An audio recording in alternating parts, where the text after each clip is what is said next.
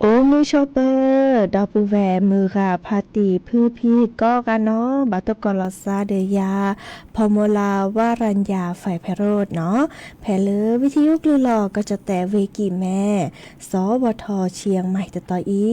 โอแกสกอลอซาตาเชอร์กต่อเนาะเลอฮาละขอปาคืนนารีและตือเลอนุ้ยนารีเนาะกนาดอกวากอดอกวาเซแพเลอวิทยุคลื่น AM ตะกะโทลึกยานี้คือกิโลเฮิรตซ์วิทยุเลอร์พบาโค FM 104.25 เมกะเฮิรตซ์เนาะดอลลาร์วิทยุสวทเตือนภัยภาคเหนือเนาะกระทือเนกะลือกะทาและอทอเลอร์คลื่น AM ยากยาลุยชิคุยกิโลเฮิรตซ์เนาะตาเชกตอเลอร์เยนาริและตุเลอร์คืนอาริและการแมคคือเดอกว่าดอกกันนาดอเซเนาะเดอตาเชกตอเลเฮตุตาดีอีตาเชกตอเตนาเรตปูโทรศัพท์ตัวดตจบกาเซมาเบอร์โทรศัพท์เตเบอร์ละ053-276-007วายาเซอร์คีนุ้ยคือว่านุ้ยเนาะเดอดิซอเลอร์โอเคสกอลาซาดีอีเนาะทีนี้เราก็ลือกทันเลยป๊อปเปียบาลาเดอร์เลยก็คือกันนาตาซาวีและเพลเดจะเกิดออทอเลตาซาวีราชิเกเนาะเราก็ผักกระเพลือ PM 2.5 ราดทอเนาะเดอเราก็กระบาดตมือทอแจ๊ขออยู่ชาทอแจ๊ดิจะรอเดอดับเบิลแวมือกาพาตีพื้อพี่เนาะกว่าดอเนาะกว่าดอกกนาดอกกันนี่กว่าเชลเกกจาตาโอชูโอเคเกเนาะแล้วก็โทรศัพท์แฮกไคอีวิซาจูเคชนาตะคลูดิบาดิเนจานี่เขาเลเจอออทอตาซาวีเนาะเจอเกเคชนะแล้วก็โทรศัพท์แฮมอเดบาลาเดดิซอในโทรศัพท์ที่มันแต่นมือโทรศัพท์โอนะมื้อจะจะตัวดิตาจะเคชนาตะคลูบาเนาะเดดิซอโอเคสกอลาซาดิเซแล้วก็นากว่าตาซาวีตะเพลคีเพลดอกฮาเกกนาดอตาเกจอตาบอบาตากุบากุเซให้ขอเนาะกันนาโชตาซาวิตเพลอีแอนาทอโบจอนุเคยูอาตากันนาสกอเนาะ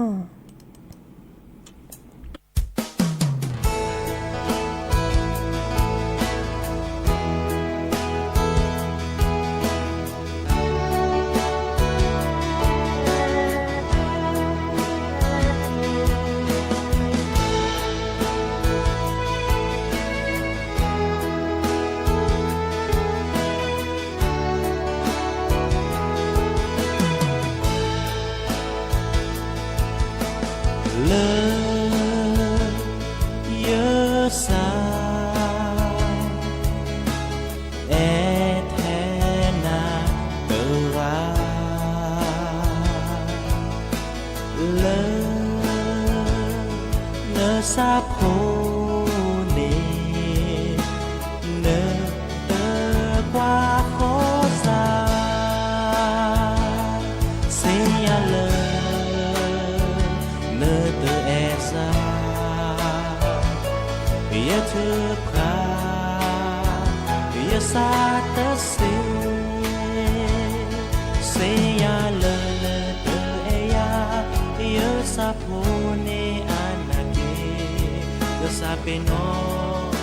Sape no na terse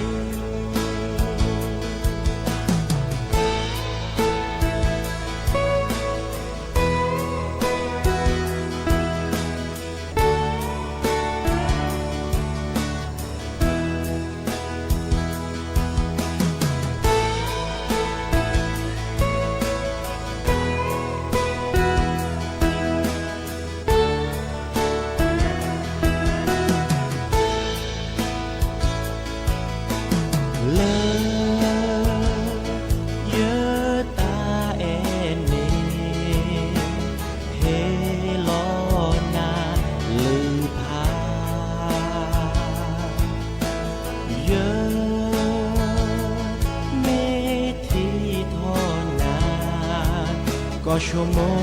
นาก็เตเส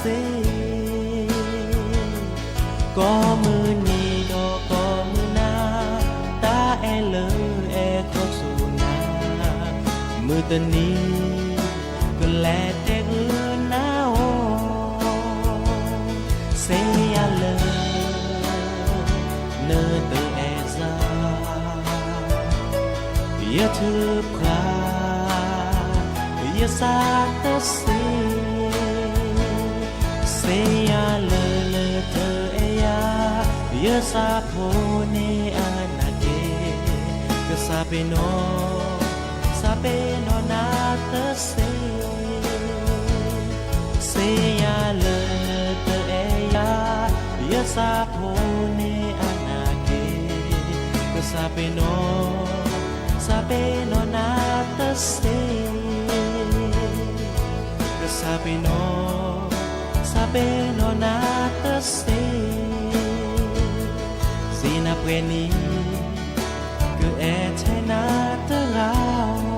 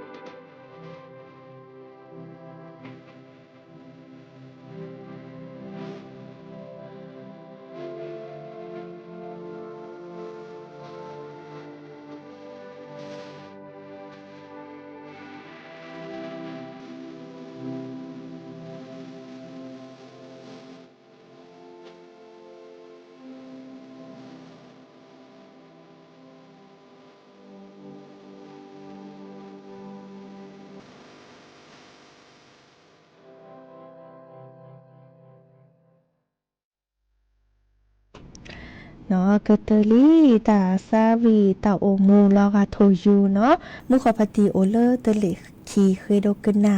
หาเกกนาดอตาเกจอดอชิแกเนาะดอผู้แวมือพติปูพีเนตัวเนี้ยเนาะมหาตบลอใจเฮเตตากจอดิซออาโอบกาพกควาดกาเนาะยิซาตัวก่อเลิกแกกับข้อเคยกว่าตาเนาะมาแลมากีดาทุทอซินน่ะพอบโลพอกโลตาเนาะเดอซินน่ะบางก็ได้เลิกโลเนาะเริ่มโยจะแต่ก็ได้ปืนเนาะถือถอกค่าเท่าสิน่ะค่าสิน่ะค่าเยสาจังนี่เนาะเด้อก็จะจิเนาะตัวนี้เด้อตาก็จะให้เปิดทอลาซอลีดิซอเลเยสาเนาะให้ปรับละลอตาก็จะเนาะตำรวจภูธรภาค5เนาะแต่ว่าดาในพอนี่ประพกควาดกันเนลิอามิเลเจาะวิภาควงวันอันนี้เซอร์ชีคือนี่แก้ปลาเลโอตาตะกี้ตัวเลตำบลแม่แรมอำเภอแม่ริมเวกิแม่เนาะเด้อว่าแฮพออเดอร์พอนี่อ๋อนาวิก็จินยอเดอมากึมหมาดิซอเลอร์อัตเวดาพยายามฆ่าเจ้าพนักงานเนาะดิซอเลอร์เกิดมาซีปลาดิซอเลอร์แกปลาพี่ตามาตาเลชอเลอร์แกเยสตาเนาะดิเนจ้าเดอพี่อปุกีเนาะปะเลตกอปนาหูตะกะจอเนาะดิซอเลอร์ปาตะกะอีอเลจิคุสุโอเลกอเชบุลอซาตะตะกิตบอเลอร์บ้านอรุโนไทยเนาะตำบลเมืองนะอำเภอเชียงดาวเวกิแมนเนาะเยสาเดอแลกกว่าไว้ดะดิซออเมริกาทเมียเนาะแลตูตาเดกว่าไว้ดะเมริกาเนาะก็เดอ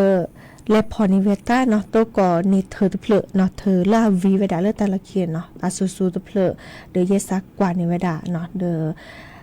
เยซาจัดเธอเพลนตาอาจจะสไตล์เนาะกว่าตาเดตัวก่อโทรศัพท์ตัวโชเนาะวิกดอแต่เด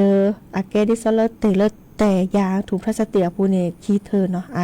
ลื่นๆค่าจะเผลอลื่นๆเผลอเนาะเดอกว่าตาเดิมมีเวดาดิซอแกกสิบหรือยาบ้าเนาะโอเวดาสบลือเผลอโอกว่าเผลอเซกยานุยชีนุยเผลอเนาะเดอจาตลอติดชาลทีเนาะ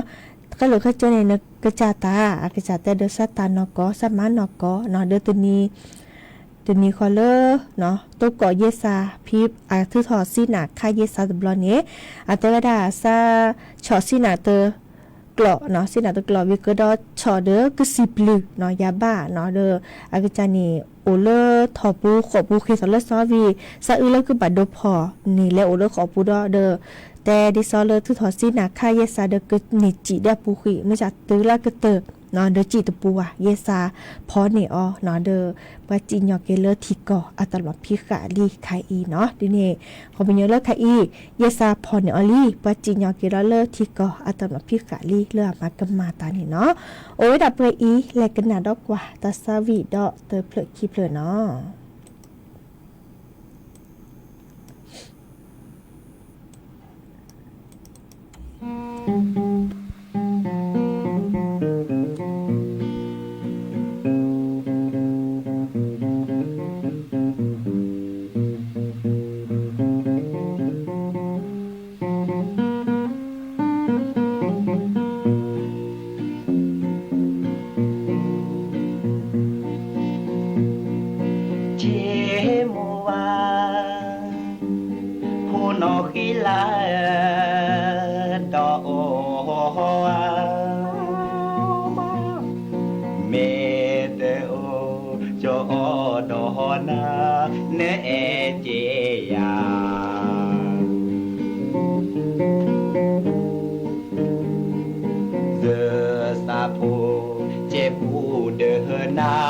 และเน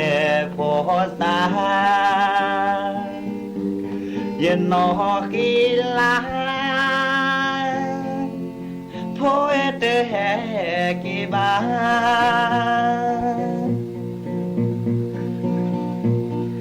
จะเกิดเชนอก็นานอกีลานาชุบโมอาหากลาเนเสญาเบเชนอโอโคเซนาเทดาเตกาเจนอกีลาโพเอเตเฮกีบา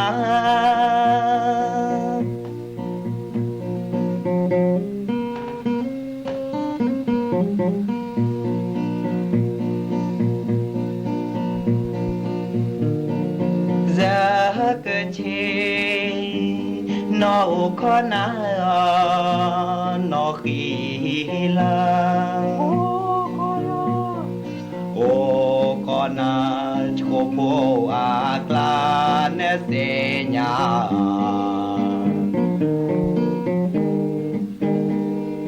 เดเจนอโอขอเดนาเทดาเดกา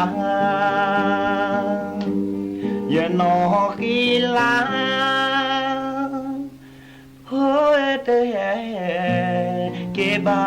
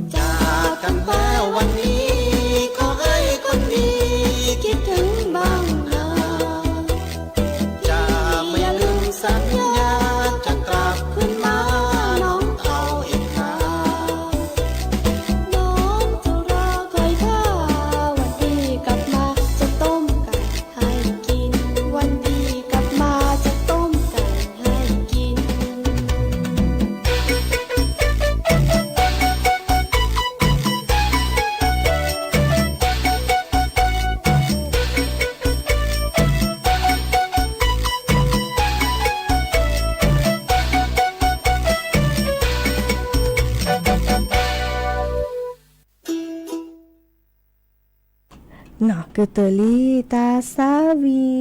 เนาะดิซอลเลดับแวกเคโดเกินน้ำเมื่อขอตะเพลินนี้เนาะเกี่ยวสาวน้องตาวเนาะแต่เวลาที่นี่เด้อหากิกันนาดตักจอดชิแกเนาะเด้อเสเลเกอเลกิเลตาซูมุซามือเลกาก็ลือกะทาตัวป้อแชร์เราติละแชร์วิชาจุรอมบาติเทียเรามุลอมาเนาะเดอลอกาบาตมือชิแกเนาะดิเนจานี่อีคานี่แกตาพิตามาเลวิกิแมโดทอเวดาบากคาเดอแกวดับแวมือกาพัตีพื้พี่และห้าลูกคนลูกแกวเนาะก็เวดาเลิกงานมหากรรมไม้ดอกไม้ประดับเวกิแมเนาะเดอทอเวดาเลิกตาตนิญาอีเลเผยบลอได้แหละลือชิคคุยบลอเนาะเดอ ดิซอเลอร์มหาชกตนีจออัศนีบูรานุปกรณ์อาแกเลอร์นายกเทศมนตรีนครเชียงใหม่เนาะเดออทอตะพิตามาแกวเพื่อฮิโปโคโพดับเบิลมือกาพัติพื้พิกก็กะแฮฮาโลกุลแกวดิซอเลอร์ปรับพลามาลามากระปอเนาะตะพิตามาตะตนิญาอีเนอะดูทอเวดาดิซอเลอร์ยูยอผักแกเซนอทอเกเลอร์จอปาอัมโมเนาะดิซอเลอร์ตะพิตามาเลอคีเลเปลเนาะกระจาฮัททอฮัลโลกว่าแชสู่พร้อมตานี่เนาะดิซอชอแชเฮเพื่อฮิโปโคโพเนาะนี่กลุ่นนิเจบากาเดตาสุตาพลาตาเราชอเลสู่พร้อมตานี้เนาะแต่ดิเนี้ยโอเวดาอาจาเนาะคือดูทอเวดาจะถอเลอมือนี้มือซอติชิเซอร์และตุเลมันนีมุซอตชีเยลากุมภาพันธ์เนาะตลอดตะแกลดิซอก็มันนีเนตตอคอเลอสวนสาธารณะหนองบวกหาดอำเภอเมืองเวกิแมเนาะดิเนจาเดเลกะแม่คลึแฮฮัลโลโคโลแกเนาะตะคะเนอัตเมดิซอดูทอก็มีคนรออาแกแต่ตนิยาดิซอจิเตมคนเนี่ยรอช้อนเนาะเลิกก็มันนีดิซอปรับพลาลอตาลุตาลาปรับพลาลอตาคูตาพ่อตาเอตะกุยตายุยอปาแกดิซอเลเซนทอเกเลจอปาอัมโมเนาะเดอเลอพระพันปีหลวงเนาะดิซอปรับพลาลวดาแกเกเลอปาฮัลโลโคโลแกเลอปก็ดามาก็เวทเกเวดาเลอพอเตจัตจาเนาะโอเวดาเขาเลอเซอโซนก็ดาเซอโซนเนาะสู่พอเนาะมือเลอปะแลกว่าดอนี้เดอตามมีราชดมาเนาะดินิจาเดเลกาตโมเลซาเดเลเซเนาะตาเชกตอ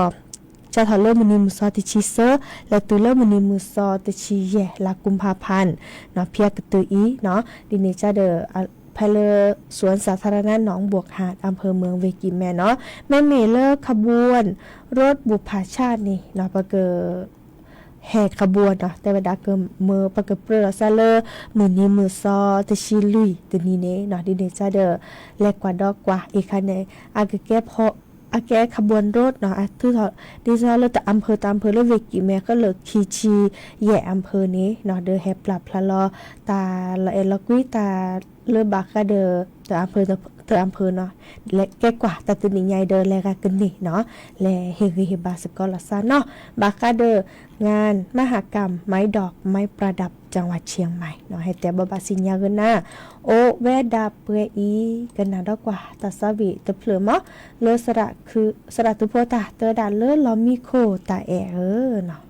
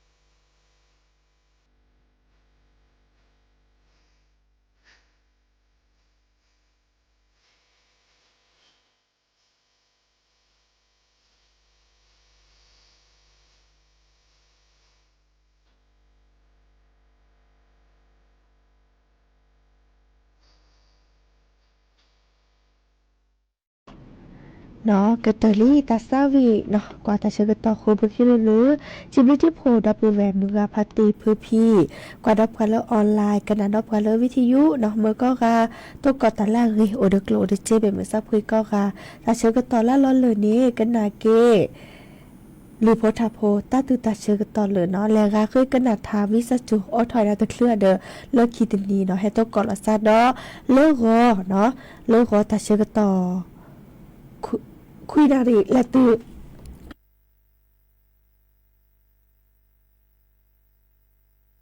วิสัชูเนาะคุยนารีและตือนารีตะชีเนาะเด้อกว่าก็ลือก็ทำแม่เป็ดเด้อก็เฮ็ดตัวตาเนาะก็ลือก็ทำแม่เป็ดเด้อก็เฮ็ดตัวตามันจะก็ออทอลตาสวีราชิแกดิเนจาเนตเนียก็ลือก็ทำตะป้อมือตะป้อเพื่อวิสัชูเจเนาะดิเนจาเนกันนาเกหรือโพธาโพตาตือตาเชกตอนเลเป็นมือซาพรีโอเดกโลเดเจมีมอตามือก็กะตับเลือเนาะโอมอโอลอเทพออเดลอเซยิบทพออทอลอโอเซพออัลลอกีอัลลอกีกว่าเสริปออัลลอมีและนักเอลมือกอลาเจอเจอเจทบานาและนักเอตาดีเจอเจอเพื่อบานจอยเลนอเมกาเวนอเมกาเวซูซูจอดเลือเดเลนาเกลมาซิมาเธอมาเธอเนกละพอเตตัวเจอโอเจอเกบันมีเกบันมีเนโอเนเจอเลเจอโอเตมือโจเตมือเลสุเกลสักเลชาชาเจอเลเดอูบอเตหูบาจอมตีเลเดอูบอเมเตบูโอเมเตบูลอมตีเกษ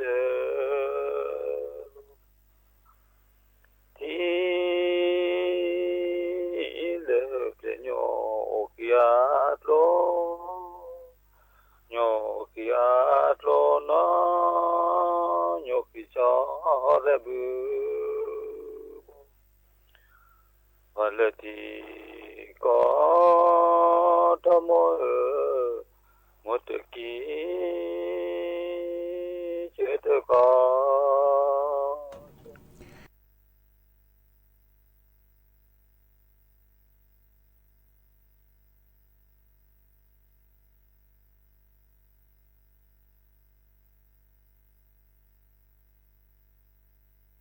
Ase wasa poto bada ohi chokho pita mata no ta pita ma bu ko chi ko to min lo ma mu ma ve ta lo ta pita ma ne pita ma da ne kha ka ne lo ne di so lo nya ba sa po lo nya ne ma bu ba to ba pita ma da o thi ble thi sa o ko ble ko sa no ma da neแม่บาบลบาด้านนี่พี่อตามอตาพี่อมอดาเกมืออบามาดาเมตเกบานี่พี่รามาตาเนี่ย โตบาบาซาปะเตดูเตโอทีเบลทีซาโอโกเบลโกซาโอทีก็ตอทีโอโกก็ตอกอตาอุตาโชโอเดหิเดคอแกถอมีแกถอปัวพามุนี่นะพี่รามาดาโพลีตาอุตาโชเนี่ยแล้วพี่รามาดาจะมีลาแล้วบาโดก็นาหมูป่าก็ลือท้าตาโซตาจีตากโตชื่อข้าโครอคอหมูป่าตะเกสับปะเตอปะเวลาไม่มีเลยข้ากันนี้รอเนี่ยจะดีซอลเลยยาบ่ามาดาผู้สาวเนี่ยจะป้อกันนาหมูป่าก็ลือท้าบ่าไม่แต่ตะเกบ่เนี่ยว่าแต่เกล้อปามาว่าอ๋อมาแล้วมีบ้าผู้เลี้ยงโอ้เนี่ยนะบ้าสิญาตาเกตาโกลตาโอตาโชลอตาพี่อมามีเกตาโอมูเกซูญามีเกนะบาเตโอกเทกตอลซามือบอจอปาขากันนี่รอจะดิซอลญาเลยบ่าตาโกตาโกตาโกตาเทตาตาซออุระโพลีนี่แต่น้องๆเชื่อก็ต่อใครเนี่ยโอ้แล้วแต่พี่โลมาโลกูเมื่อแต่ภาษาป่าแล้วเนี่ยมันต้องหนีมาโลละบ่แต่มุมมาโลภาษาแต่โดก็ตัวปากก่อนนั่นเลยแต่กันเลยปากก่อนฮะมีเลยจ้ะเลยจะมีพระยายพัทยาเนาะแต่คือคาริซาดื้อตลอดลือจ่าละกันนี่เนี่ยแต่โลลือว่าจะแกมีคนร้อยไม่อยากเขาแต่บ้านลือเลยว่าโอ้เลยแม่กับเปียกันเนาะโอ้เลยแม่กับเปียเลิกงานเนี่ยเลิกจะโพสต์ดิเนี่ยโอ้เลยบ้าปุ๊บปุ๊บปาตาตะโพเวกาบานเนี่ยแต่นี่ก็น่าดีละจะปาแล้วเนี่ยจะโมเฮขออาจารย์เบเฮลูอาจารย์เบซาปีแล้วจะโมดีแล้วอาจารย์เบได้น่าพ่อแม่มาเลยนี่บ้านเนี่ยปากก้อนน่ะปากก้อนผมไม่ปากก้อนน่ะแล้วปากก้อนผมพัดยาวแล้วเจ๊ก็มีอ่ะแต่พอปาราสัตว์ปอกเกบ้านเนี่ยเราปาราพอสักเฮเลยเรามันเนี่ยแต่ก็เป็นมีดินนี่เดี๋ยวดิซอปากกระลือปากกระยอเลยอัพใส่ถอก็มีเฉยก็หันก็นักขบวนเนาะนักขบวนล่ะดิซอมุขขอได้ไปแห่ปันนักหุ่นเนาะถอคือปะเป็นเรือป่าเป็นเรือโมเดี๋ยวตัวนี้ใหญ่เนี่ยอาเกตาเชื่อตอนแรกคือเจโมแค่แต่ชั่วโมบางครั้งคือเลยหรือโพทับหัวอันตาตะกุบักกุเซดือโอดะคออีกครั้งชื่อก็มือเรากว่าและอึดท่าได้เนี่ยมหาเดพัติญาว่าก็ลือเนี่ยโอลีเนาะพัติเกดดีมหาเลอะพอมือก็ลือโอมหาดันแต่ก็แหละมือกะมือกะอิลลี่มือกะอิลลี่มือกะมืออีนี่โอจาอะก็ลือมืออีกะโอมเนาะจะนาหัวสิเมกะแล้วเขามือกะอีนี่กะเสเลวิทยุปุ่นเนี่ยอีกามาก็ได้เล่นตาดอกบ่แต่พวกท้าพวกก็ลือจะชาเลยพอดูว่าแต่บ้านนั้นมีแต่หมอยเนี่ยลอตตีดิแม่ตาแกปัญหาตัวเราพวกท้าแสแกปัญหาปุ่นถอยแล้วหนาปุ่นแต่บ้านนั้นมีอ่ะพวกปัญหาฮู้เด้ปัญหาฮู้แสกละเด้อลอตตีละเด้อพวกท้าเนี่ยเด้อย้ายจังมาเรื่องยาเนี่ยจะก็ลือจะชาซะแล้วยาว่าท้าเราตะคันนี่จะก็นี่แหละจะนอนว่าแต่แล้วจะจอแล้วบ่อีมาเรากวนแต่ฮลาเสปลาเลเปลมาดีลาฮลาดีมาพอเชปลาคีลา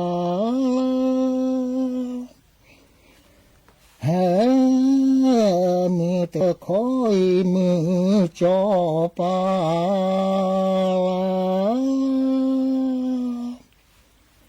มือจอปาโมพมือเจเนสาลาตาเจกคอยมือมบริ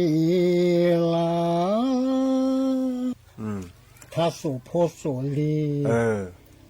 โพลีเนเชก็ต่อใครเนี่ยก็แล้วแต่พิโลมาโลปูเหมือนกันฮาจอบุจอแลเหมือนกันแลโรกลาสีกลาเหมือนกันนะบาโอก็ต่อบาโอก็เทก็ต่อรอซาตากูอาตาลออาแต่ดีชอบเลยคิดเล็บเลบาไอ้นี่เนี่ยท่านี่ชีวิตาสุดอีแต่แหละตอนนอเฮาเลโรกลาสีกลาเนี่ยตอนนอบาเกียดีโพลบาพาต่อพลอเดียพอเล็บเปลเนี่ยปามีบับวานี่แต่ดีอีบาเราแค่พูดดีพูดสักคันนี้เราเนี่ยตาหูถอดซาลอตากูถอดพะลออาบเราเนี่ยเวลาแลโรกลาสีกลาตะปลอเป็นดอลซาบาตากระทืนเนี่ยเรื่อยเนี่ยนี่อวกลือเนาะแต่ดีซะเลยเนี่ยบาคอยโยเลป่าฮัทถอฮัทลอนตาเนี่ยก็บ้าอุลตาตัวที่เราภาษาเราดอซาทบวยบ่เมียตาคันเนี่ยซาพี่นอนลุลาตะเกเนาะปะเต้ปะหล่อโพลีแต่ไม่เท่ปะโพลีบาโพแหวโพจะดูกันตะก็กันนี่นาเลร์ปูเกเนี่ยบาโอถือที่ดวดที่เราซาตอนนั้นแต่ปะหล่อรอซาบาพอบาขี้เลสุเลสุหล่อตัดทุนนี่เลื่อนเนี่ยอันนี้โอ้แล้วเวลาปะตาอุตโชเพเนี่ยนะปะโพลีเนี่ยนะอากดินเนี่ยโตโอชิบะเปิดเต้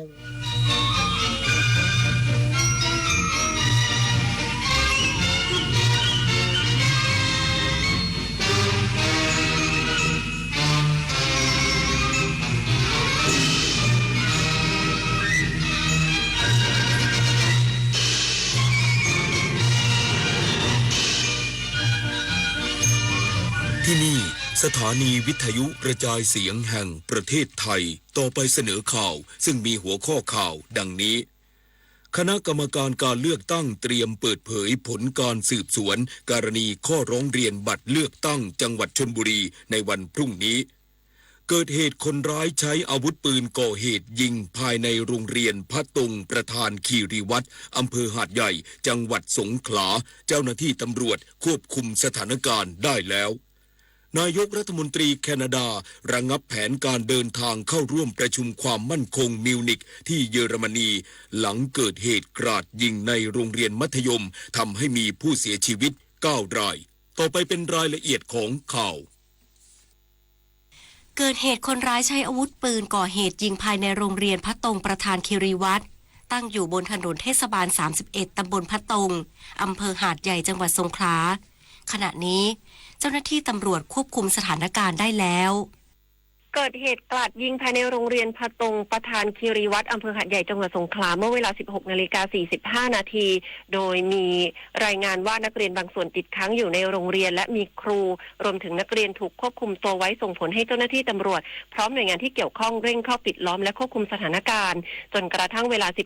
18:40 นาทีที่ผ่านมาเจ้าหน้าที่สามารถควบคุมตัวผู้ก่อเหตุไว้ได้สำเร็จหลังปฏิบัติการเข้าระงับเหตุอย่างเข้มข้นทำให้สถานการณ์คลี่คลายลงและสามารถช่วยเหลือครูและนักเรียนออกมาได้อย่างปลอดภัยเบื้องต้นยังไม่ยืนยันผู้บาดเจ็บหรือผู้เสียชีวิตโดยเจ้าหน้าที่อยู่ระหว่างการตรวจสอบข้อเท็จจริงอย่างละเอียดจากการสืบสวนเบื้องต้นคาดว่าสาเหตุอาจมาจากความไม่พอใจครูภายในโรงเรียนอย่างไรก็ตามยังต้องรอผลการสอบสวนเพื่อยืนยันแรงจูงใจที่แท้จริงต่อไป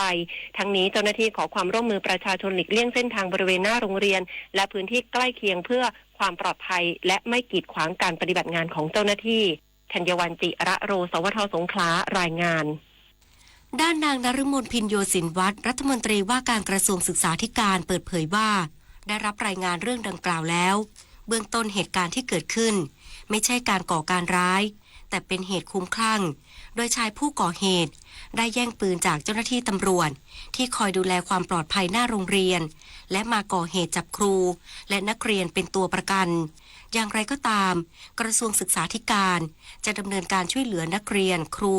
และผู้บริหารที่ได้รับผลกระทบอย่างเร่งด่วนเพื่อให้ทุกคนปลอดภัยอย่างสูงสุด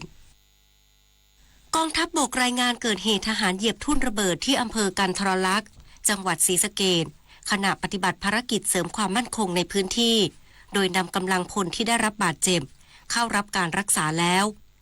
พลตรีวินไทยสุวารีโฆษกกองทัพบกเปิดเผยว่าเวลาประมาณ 16:40 นาทีที่ผ่านมา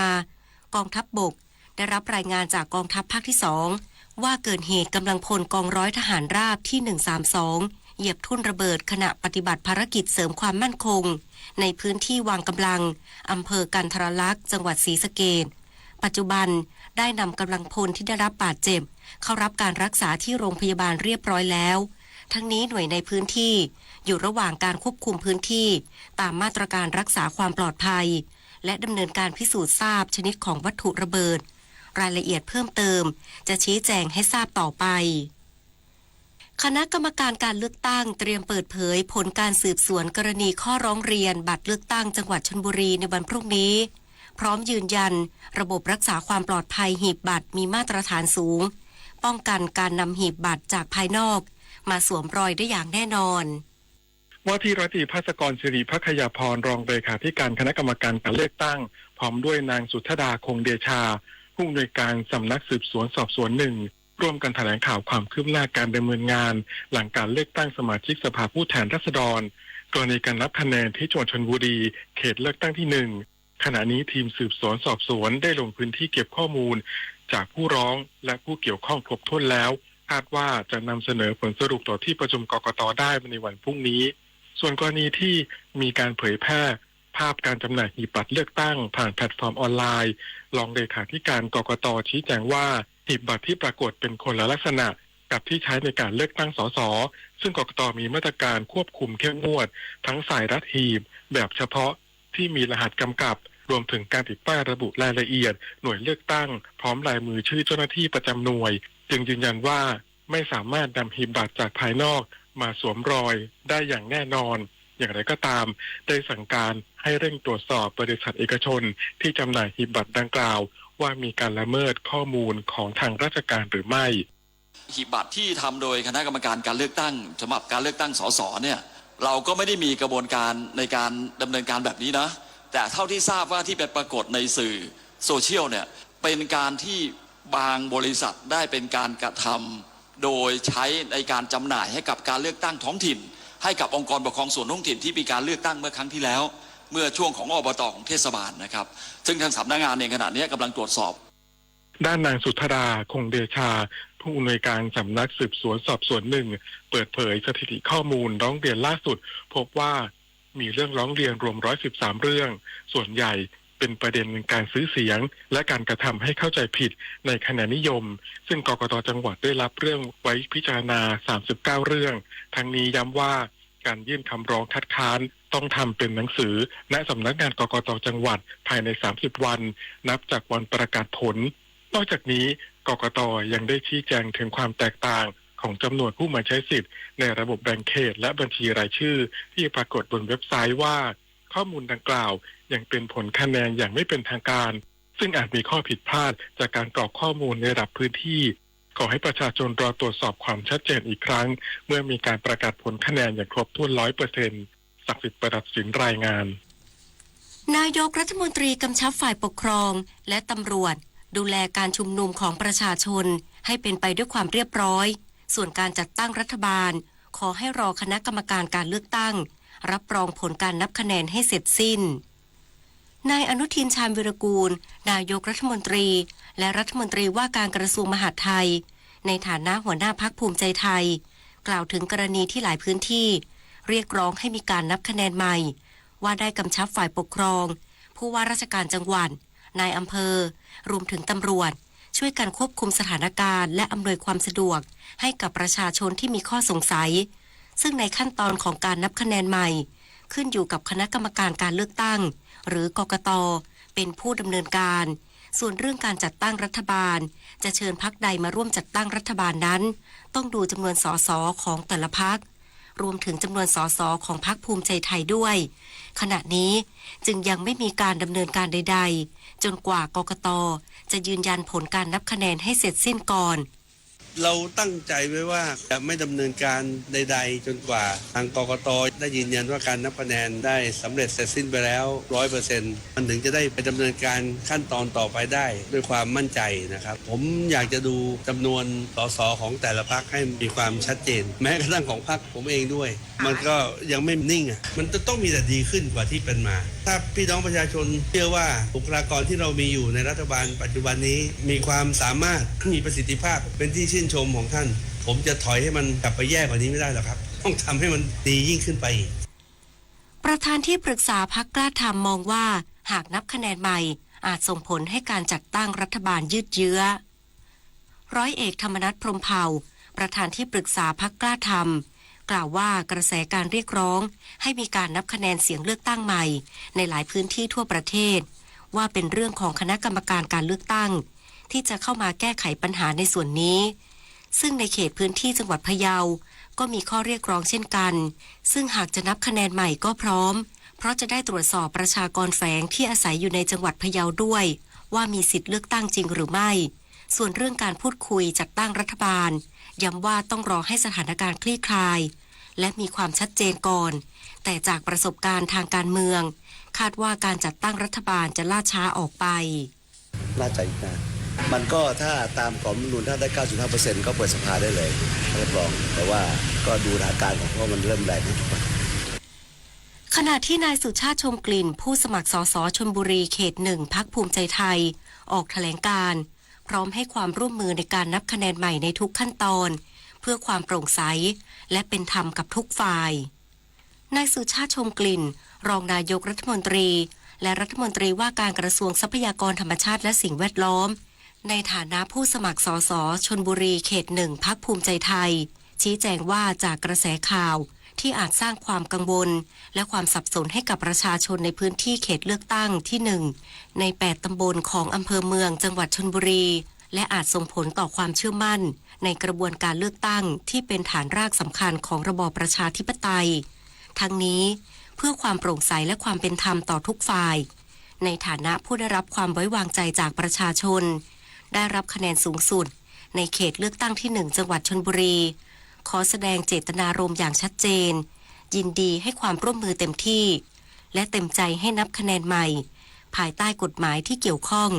ว่าด้วยการเลือกตั้งเพื่อประโยชน์สูงสุดของประชาชนและความมั่นคงของระบอบประชาธิปไตย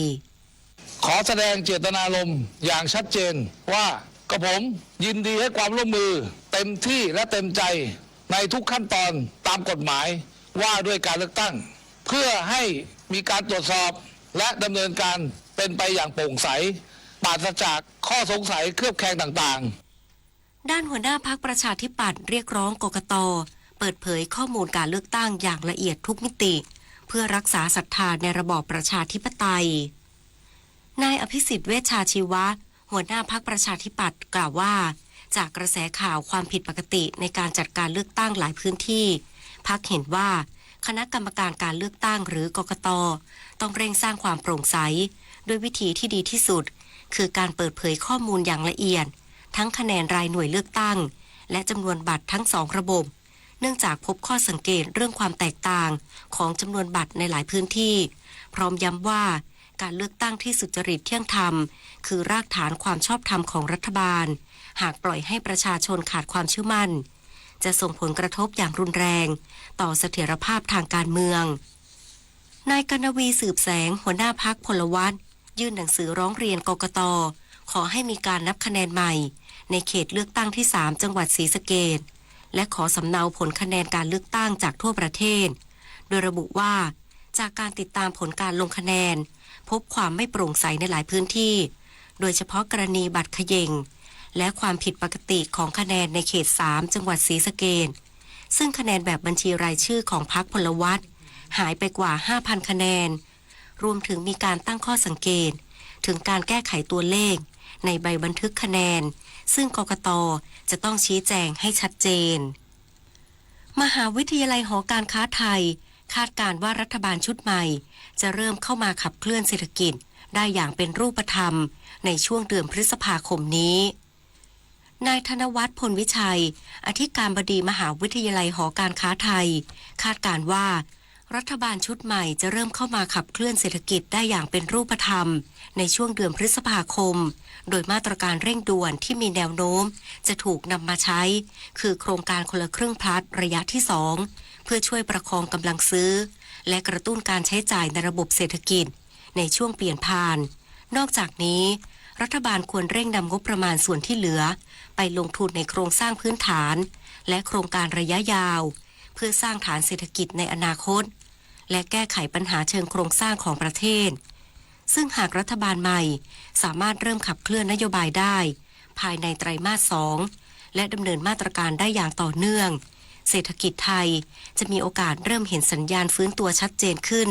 ในช่วงไตรมาส3ของปีนี้ซึ่งจะช่วยสร้างความเชื่อมั่นให้กับประชาชน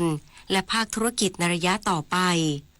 กว่าที่รัฐบาลจะมีการสภาเลือกนายกมีการคัดสรรครม.ถวายสัตว์และเริ่มทำงานเราก็เชื่อว่าการเริ่มทำงานน่าจะเกิดขึ้นประมาณเดือนพฤษภาที่จะเริ่มเคลื่อนระบบเศรษฐกิจซึ่งตรงจุดนั้นจะเห็นว่าตัวไตรมาสที่2ความหวังมันจึงต้องไปมองว่ารัฐบาลเข้ามาปั๊บต้องกระตุ้นทันทีด้วยมาตรการคนละครึ่ง plus ซึ่งเป็นวิธีเร็วสุดเพราะว่าเราไม่ทราบว่าการท่องเที่ยวเนี่ยจะกลับมาแค่ไหนถ้าประคองได้ส่งออกไม่รู้จะซึมหรือไม่สินค้าเกษตรยังไม่ได้โดดเด่นเพียงพอจึงต้องใช้มาตรการคนละครึ่ง plus ไปพลางด้านนายอัศเดชคงสิริกรรมการและผู้จัดการตลาดหลักทรัพย์แห่งประเทศไทยกล่าวว่าโครงสร้างรัฐบาลใหม่ที่จะเกิดขึ้นโดยพรรคภูมิใจไทยเป็นแกนนำคาดว่าจะสร้างสมดุลระหว่างการแก้ไขปัญหาในระยะสั้นและระยะยาวและมีความต่อเนื่องจากการบริหารงานในช่วงที่ผ่านมาโดยมีนโยบายมุ่งกระตุ้นเศรษฐกิจในประเทศลดค่าครองชีพและพยุงกำลังซื้อที่จะช่วยสนับสนุนกิจกรรมทางเศรษฐกิจโดยรวมและส่งผลเชิงบวกต่อผลประกอบการของบริษัทจดทะเบียนในหลายภาคส่วนควบคู่กับการเดินหน้าส่งเสริมการพัฒนาตลาดทุนเช่นโครงการส่งเสริมการเพิ่มมูลค่าของบริษัทจดทะเบียนหรือจัมพลัสการผลักดันให้เกิดบัญชีการออมส่วนบุคคลหรือโครงการทิสารวมทั้งการปฏิรูปกฎหมายตลาดทุนไทยให้มีความทันสมัยและบังคับใช้รวดเร็วขึ้นจะยิ่งช่วยเสริมความเชื่อมั่นและสนับสนุนการเติบโตของตลาดทุนไทยในระยะยาวศูนย์พยากรณ์เศรษฐกิจและธุรกิจมหาวิทยาลัยหอการค้าไทยประเมินเทศกาลตรุษจีนปีนี้จะคึกคักมากที่สุดในรอบ6ปีคาดว่าจะมีเงินสะพัดกว่า 54,000 ล้านบาทนายธนวัฒน์พลวิชัยอธิการบดีมหาวิทยาลัยหอการค้าไทยและประธานที่ปรึกษาศูนย์พยากรณ์เศรษฐกิจและธุรกิจเปิดเผยว่าบรรยากาศเทศกาลตรุษจีนในปีนี้จะมีความคึกคักเป็นพิเศษและจะมีมูลค่าการจับจ่ายสูงถึงประมาณ 54,000 ล้านบาทซึ่งขยายมากขึ้นจากปีก่อน5%และมีมูลค่าสูงสุดในรอบ6ปีโดยมีปัจจัยสำคัญจากควันหลงการเลือกตั้งซึ่งสร้างความชัดเจนทางการเมืองและส่งผลบวกต่อความเชื่อมั่นของผู้บริโภคสอดคล้องกับสถานการณ์ในตลาดหุ้นที่เริ่มมีการดิดตัวรับข่าวดีนี้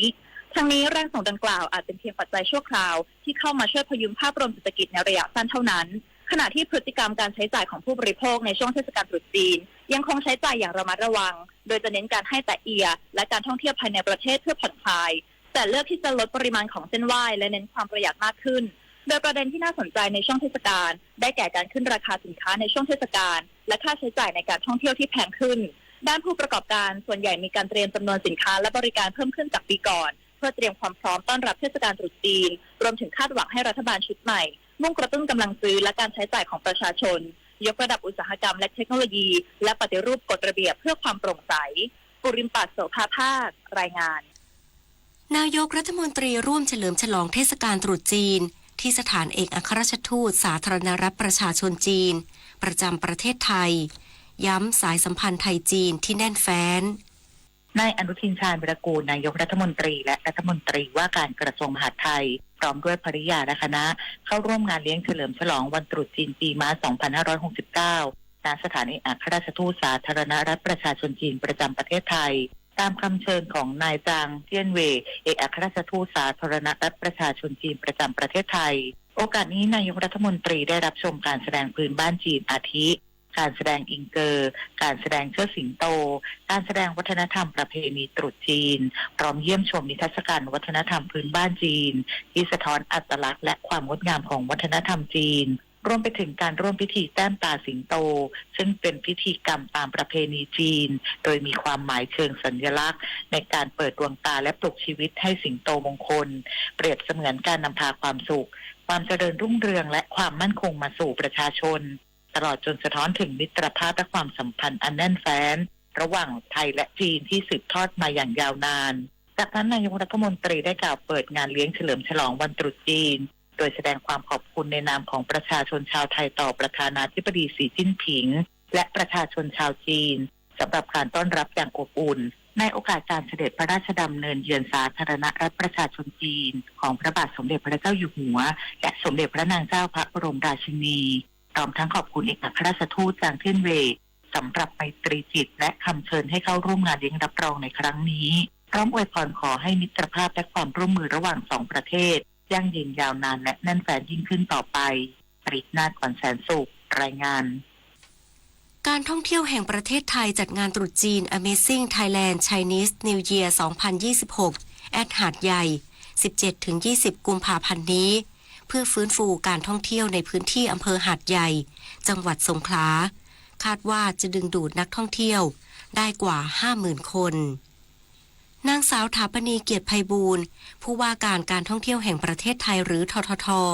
เปิดเผยว่าททท.เร่งเดินหน้าฟื้นฟู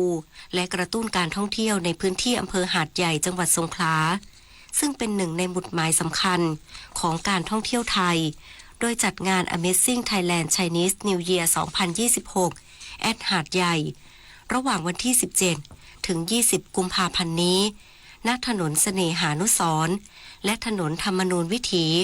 ภายใต้แนวคิด Glory of หาดใหญ่มุ่งถ่ายทอดเอกลักษณ์ของศิลปะและวัฒนธรรมจีนในรูปแบบศิลปะสมัยใหม่และเป็นสากลเพื่อสร้างประสบการณ์ที่มีคุณค่าและแตกต่างให้แก่นักท่องเที่ยวทั้งชาวไทยและชาวต่างประเทศรวมถึงดึงดูดนักท่องเที่ยวจากนานาชาติโดยเฉพาะมาเลเซียและสิงคโปร์ให้เดินทางมาเฉลิมฉลองเทศกาลตรุษจีนในพื้นที่คาดว่าจะมีนักท่องเที่ยวและประชาชนเข้าร่วมงานมากกว่า 50,000 คนช่วยกระตุ้นการใช้จ่ายเพิ่มระยะเวลาพำนักและสร้างรายได้หมุนเวียนให้กับระบบเศรษฐกิจในพื้นที่ได้มากกว่า 50 ล้านบาทแสนอาลัยสมเด็จพระพันปีหลวงไทยทั้งปวงหมองหม่นก่นร่ำให้พระผู้เสด็จสู่ฟ้าสวรรคาลัยแนบดวงใจตามพระบาททุกชาติภพปวงประชาน้อมสำนึกในพระมหากรุณาธิคุณเป็นล้นพ้นอันหาที่สุดมิได้ข้าพระพุทธเจ้าคณะผู้บริหารข้าราชการและเจ้าหน้าที่สถานีวิทยุกระจายเสียงแห่งประเทศไทยกรมประชาสัมพันธ์ถนนดนตรีไลฟ์เดือนกุมภาพันธ์70 ปีกุหลาบล้านนาสุนทรีเวชานนท์ร่วมร้อยเรียงทำนองพื้นบ้านล้านนาเสียงซึ่งสลอจากวงดนตรีไทยกรมประชาสัมพันธ์20 กุมภาพันธ์นี้ชมฟรีตั้งแต่เวลา 18 นาฬิกาเป็นต้นไปณห้องออดิทอเรียมสถานีวิทยุกระจายเสียงแห่งประเทศไทยลงทะเบียนเข้าชมได้ที่ Facebook Fanpage ถนนดนตรีเรายังเป็นนักเดินทาง19:22 นาทีต่อไปรับฟังข่าวต่างประเทศสำนักข่าวต่างประเทศรายงานโดยอ้างแถลงการของสำนักนายกรัฐมนตรีแคนาดาที่ระบุว่านายกรัฐมนตรีมาร์ค คาร์นีแห่งแคนาดาระงับแผนการเดินทางเข้าร่วมการประชุมความมั่นคงมิวนิกประจำปี 2569 ที่นครมิวนิกรัฐบาวาเรียของเยอรมนีระหว่างวันที่ 11 ถึงวันที่ 15 กุมภาพันธ์นี้หลังเกิดเหตุกราดยิงในโรงเรียนมัธยมแห่งหนึ่งในเมืองทัมเบลริดจ์รัฐบริติชโคลัมเบียทางตะวันตกของแคนาดาซึ่งส่งผลให้มีผู้เสียชีวิต 9 รายและบาดเจ็บ 27 รายทางด้านสำนักงานตำรวจม้าแห่งชาติของแคนาดาระบุว่าผลการสอบสวนเบื้องต้นพบว่าผู้ก่อเหตุกราดยิงในครั้งนี้เป็นผู้หญิงซึ่งถูกพบเสียชีวิตอยู่ที่จุดเกิดเหตุโดยคาดว่ายิงตัวตายหลังจากก่อเหตุกราดยิงขณะที่เจ้าหน้าที่กำลังเร่งค้นหาสาเหตุและแรงจูงใจของคนร้ายที่ก่อเหตุในครั้งนี้ ประธานาธิบดีไล่ชิงเต๋อของไต้หวันเปิดเผยกับผู้สื่อข่าวที่ทำเนียบประธานาธิบดีไต้หวันในวันนี้โดยเรียกร้องให้พรรคฝ่ายค้านที่ครองเสียงข้างมากในรัฐสภาเร่งผ่านร่างงบประมาณกลางเร่งผ่านร่างงบประมาณกลาโหมพิเศษวงเงิน 40,000 ล้านดอลลาร์สหรัฐหรือประมาณ 1,240,000 ล้านบาทเพื่อรับมือภัยคุกคามจากภายนอกที่เพิ่มขึ้นอย่างต่อเนื่องและการเสริมสร้างความแข็งแกร่งทางทหารที่มีความจำเป็นอย่างเร่งด่วนทั้งนี้พรรคก๊กมินตั๋งซึ่งเป็นแกนนำพรรคฝ่ายค้านยืนยันพร้อมสนับสนุนงบประมาณด้านกลาโหมแต่จะไม่สนับสนุนโดยไม่มีเงื่อนไขและต้องมีสิทธิ์ในการตรวจสอบรายละเอียดทางกฎหมายอย่างรอบคอบในขณะที่ประธานาธิบดีไล่ชิงเต๋อระบุว่าเขาไม่เคยเรียกร้องให้รัฐสภาผ่านร่างงบประมาณกลาโหมพิเศษโดยไม่มีเงื่อนไขพร้อมเน้นย้ำว่ารัฐบาลยินดีที่จะเปิดเผยรายละเอียดเกี่ยวกับแผนงานในงบประมาณดังกล่าวอย่างครบถ้วน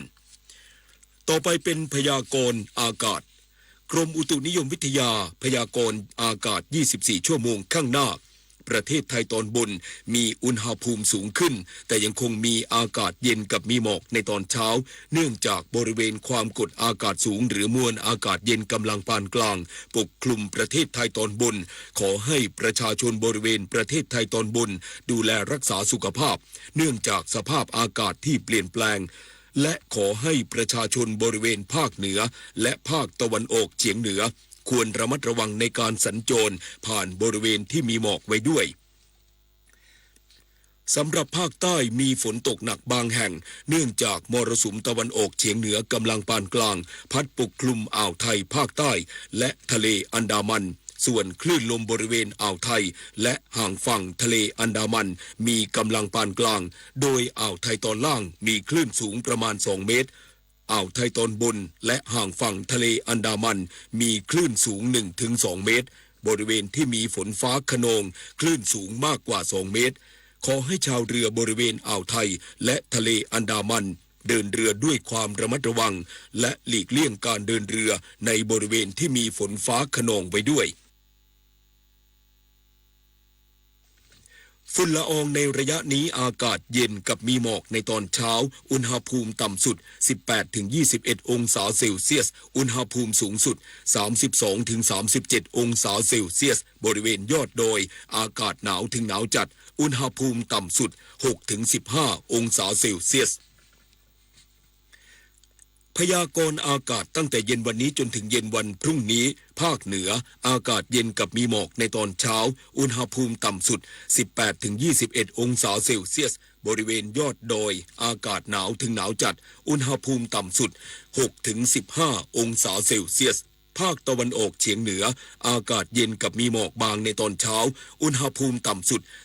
18-21 องศาเซลเซียสบริเวณยอดภูอากาศหนาวอุณหภูมิต่ำสุด 11-14 องศาเซลเซียสภาคกลางอากาศเย็นกับมีหมอกบางในตอนเช้าอุณหภูมิต่ำสุด 21-22 องศาเซลเซียสภาคตะวันออกอากาศเย็นกับมีหมอกบางในตอนเช้าโดยมีฝนเล็กน้อยบางแห่งตามแนวชายฝั่งอุณหภูมิต่ำสุด 20-24 องศาเซลเซียสลมตะวันออกความเร็ว 15-35 กิโลเมตรต่อชั่วโมงทะเลมีคลื่นสูงประมาณ1 เมตรห่างฝั่งคลื่นสูง 1-2 เมตรภาคใต้ฝั่งตะวันออกอากาศเย็นในตอนเช้าโดยมีฝนฟ้าคะนอง30%ของพื้นที่และมีฝนตกหนักบางแห่งบริเวณจังหวัดนครศรีธรรมราชพัทลุงสงขลาและปัตตานีอุณหภูมิต่ำสุด 21-25 องศาเซลเซียสตั้งแต่จังหวัดสุราษฎร์ธานีขึ้นมาลมตะวันออกความเร็ว 15-35 กิโลเมตรต่อชั่วโมงทะเลมีคลื่นสูง 1-2 เมตรบริเวณที่มีฝนฟ้าคะนองคลื่นสูงมากกว่า2 เมตรตั้งแต่จังหวัดนครศรีธรรมราชลงไปลมตะวันออกความเร็ว 20-35 กิโลเมตรต่อชั่วโมงทะเลมีคลื่นสูงประมาณ2 เมตรบริเวณที่มีฝนฟ้าคะนองคลื่นสูงมากกว่า2 เมตรภาคใต้ฝั่งตะวันตกมีฝนฟ้าคะนอง20%ของพื้นที่ส่วนมากบริเวณจังหวัดกระบี่ตรังและสตูลอุณหภูมิต่ำสุด 23-25 องศาเซลเซียสลมตะวันออกความเร็ว 15-35 กิโลเมตรต่อชั่วโมงทะเลมีคลื่นสูงประมาณ1เมตรห่างฝั่งคลื่นสูง 1-2 เมตรและบริเวณที่มีฝนฟ้าคะนองคลื่นสูงมากกว่า2เมตรกรุงเทพมหานครและปริมณฑลมีเมฆบางส่วนกับมีหมอกบางในตอนเช้าอุณหภูมิต่ำสุด 23-25 องศาเซลเซียสสภาวะระดับน้ำในแม่น้ำเจ้าพระยาที่หน้ากองบัญชาการกองทัพเรือคำนวณโดยกรมอุทกศาสตร์กองทัพเรือวันพรุ่งนี้น้ำขึ้นเต็มที่เวลา 9:11 นาทีสูงกว่าระดับทะเลปานกลาง1เมตร31เซนติเมตรน้ำลงเต็มที่เวลา 20:15 นาทีต่ำกว่าระดับทะเลปานกลาง22เซนติเมตรวันพรุ่งนี้ที่ผาชนะใดอำเภอโขงเจียมจังหวัดอุบลราชธานีดวงอาทิตย์ขึ้นเวลา 6:24 นาทีกรุงเทพมหานครดวงอาทิตย์ขึ้นเวลา 6:42 นาทีสำนักงานปลัดสำนักนายกรัฐมนตรีขอเชิญบุคคลหน่วยงานและโครงการเสนอชื่อเพื่อประกาศเกียรติคุณเป็นค่าของแผ่นดินประจำปี 2568 เพื่อเชิดชูผู้ทำคุณประโยชน์แก่สังคมและประเทศชาติส่งผลงานได้ตั้งแต่บัดนี้จนถึงวันที่ 27 กุมภาพันธ์ 2569 สอบถามข้อมูลเพิ่มเติมโทร 022834712ถนนดนตรีไลฟ์เดือนกุมภาพันธ์70 ปีกุหลาบล้านนาสุนทรีเวชานนท์รวมร่อยเรียงทำนองพื้นบ้านล้านนาเสียงซึ้งสะล้อจากวงดนตรีไทยกรมประชาสัมพันธ์วันที่20 กุมภาพันธ์นี้ชมฟรีตั้งแต่เวลา 18 นาฬิกาเป็นต้นไปที่ห้องออดิทอเรียมสถานีวิทยุกระจายเสียงแห่งประเทศไทยลงทะเบียนเข้าชมได้ที่ Facebook Fanpage ถนนดนตรีเฮายังเป็นนักเดินทางความเป็นผู้รู้จักเวลาเป็นรากฐานสำคัญที่ทำให้คนเราสามารถดูแลรับผิดชอบตนเองได้อันจะนำไปสู่ความสำเร็จที่สูงขึ้นต่อไปในอนาคตเด็กทุกคนจึงควรได้รับการปลูกฝังให้เป็นผู้รู้จักเวลารู้ว่าเวลาใดควรปฏิบัติสิ่งใดแล้วปฏิบัติให้ตรงเวลาทันเวลาเหมาะแก่เวลาเสมอพระบรมราโชวาทพระบาทสมเด็จพระเจ้าอยู่หัวจบข่าวเอกวินกากนิกบรรณาธิการข่าวทิติมาอินกลัมและบุญมาศรีมาศอ่าน